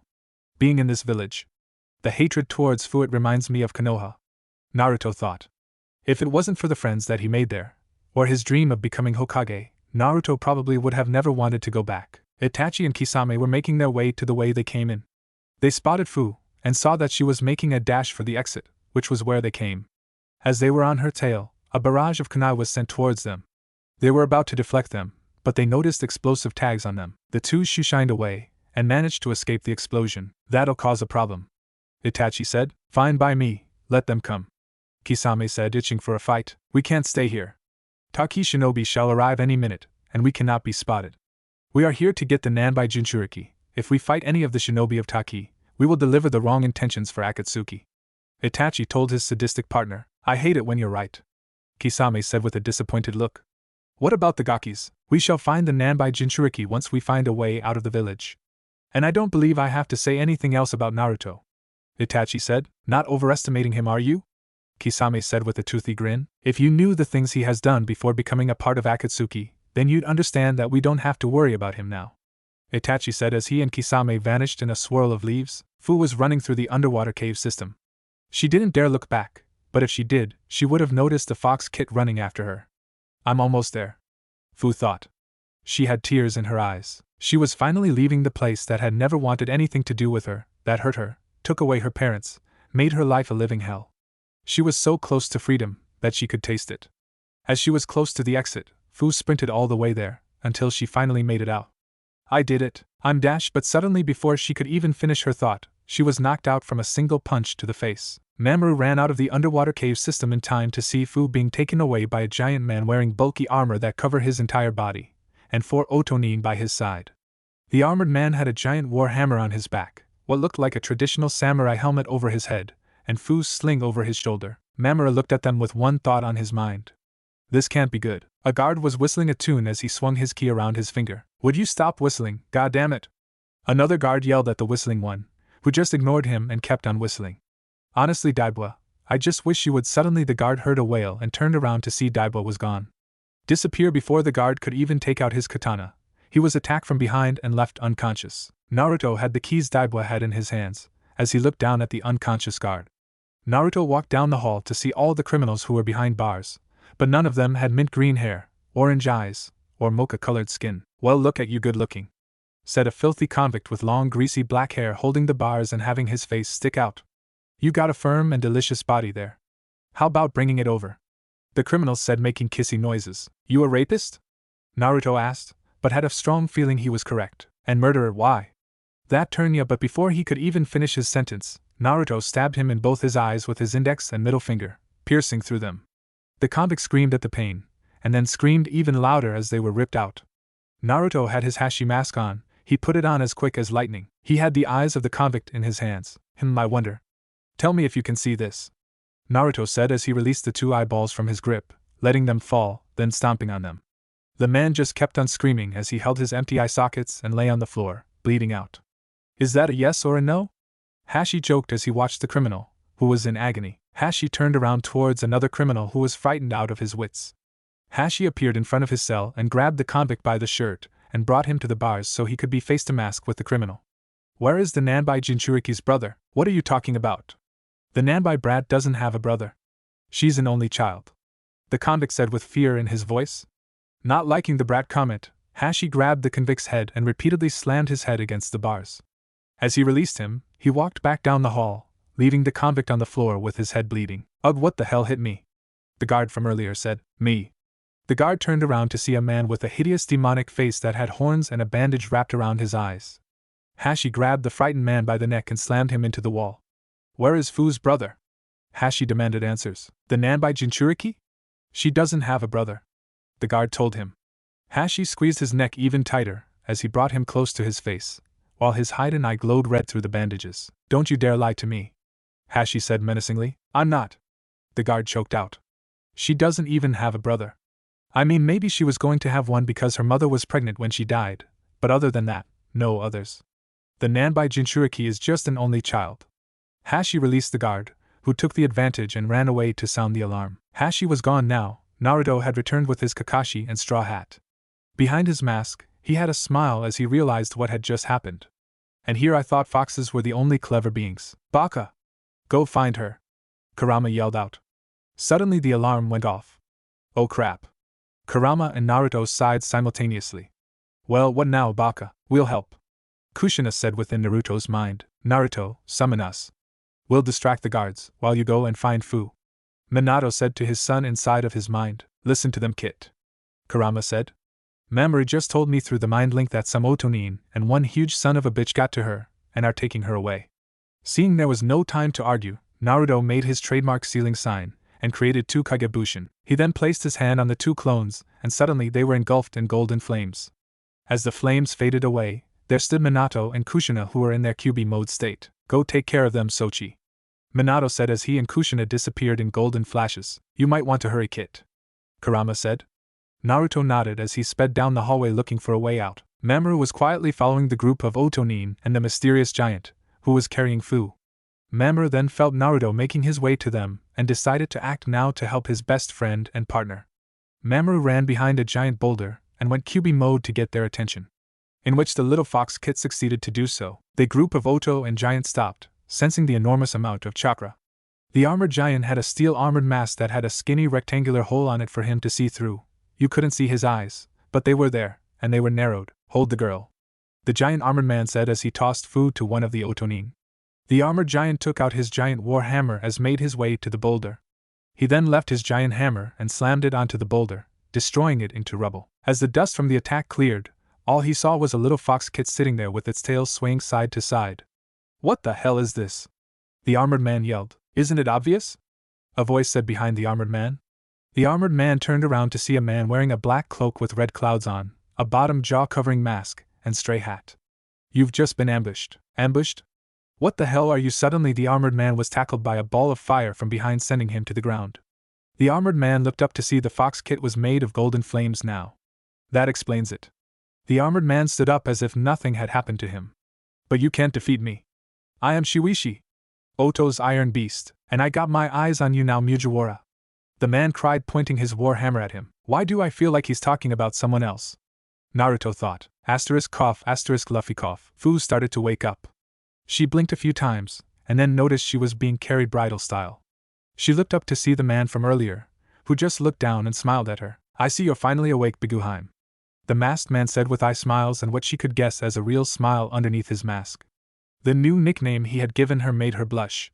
Suddenly the masked man and the fox Kit jumped high in the air, dodging the dashing strike that Shuichi. As they landed, the masked man summoned a clone with a Rasengan in its hand and slammed it on the back of Shuichi. But as it came in contact with his armored, it dissipated.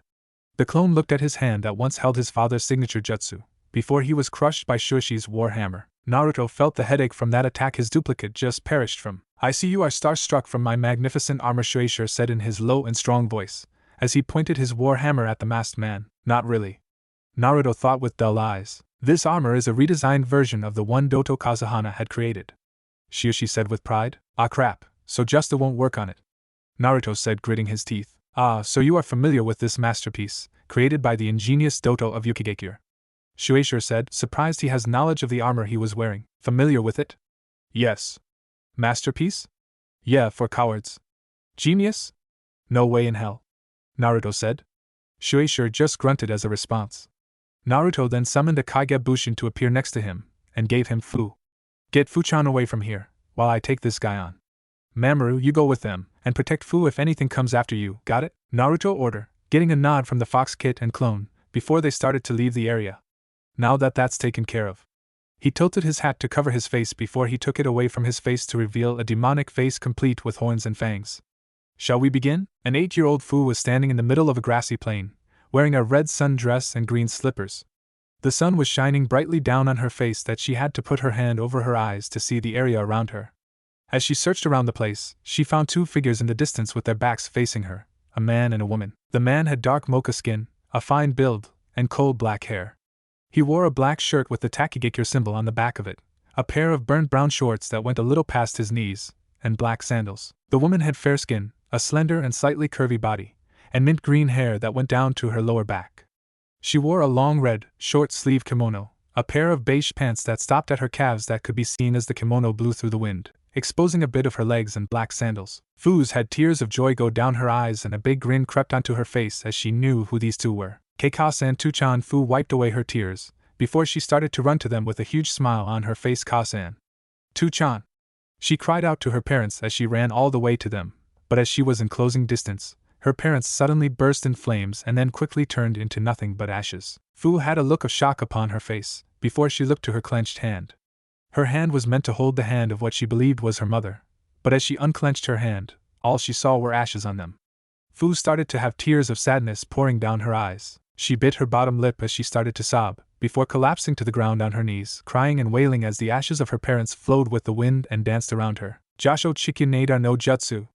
Rising Earth Avalanche Technique, Shueisha screamed as he pumped chakra into his war hammer and smashed it into the ground.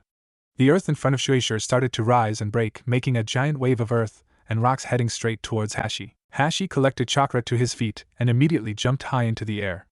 As he was airborne, Hashi created a Kaigebushin that grabbed his arm and swung him around and then threw him straight towards Shueisha. Fool! What does he think he will accomplish with a move like that? Shueisha thought. Naruto smirked behind his mask as his fist was cocked back. Just as he was close to Shueisha, Hashi thrust his fist into Shueisha's torso section, making the armored giant skid back. Shueisha was shocked at what just happened. How?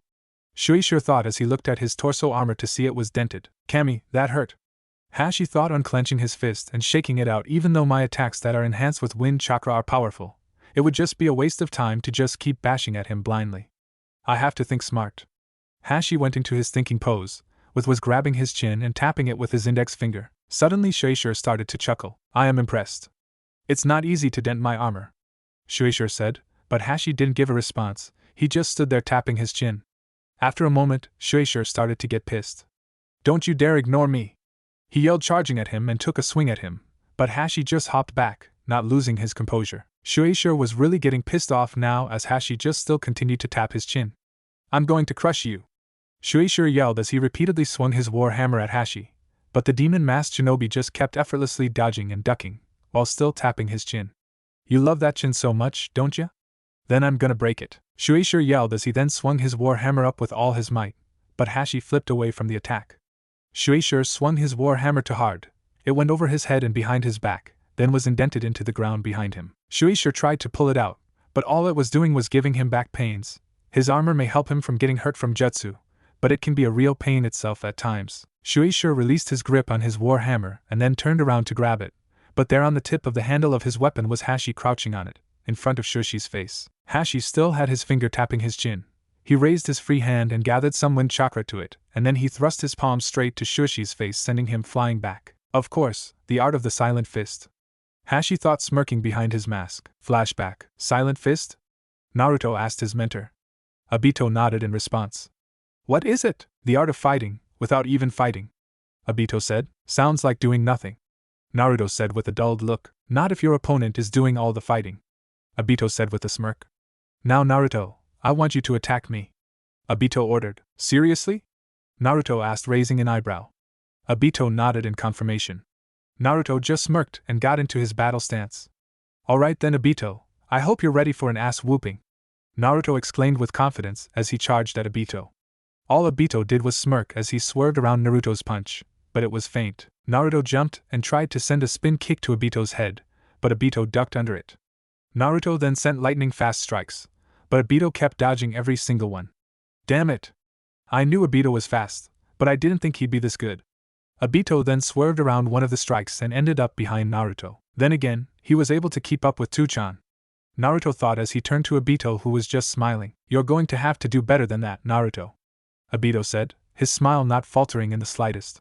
Naruto then charged and sent a chop to Obito, who moved to the side. Naruto then sent an upward high kick to try and knock Obito's block off, but Obito just jumped back.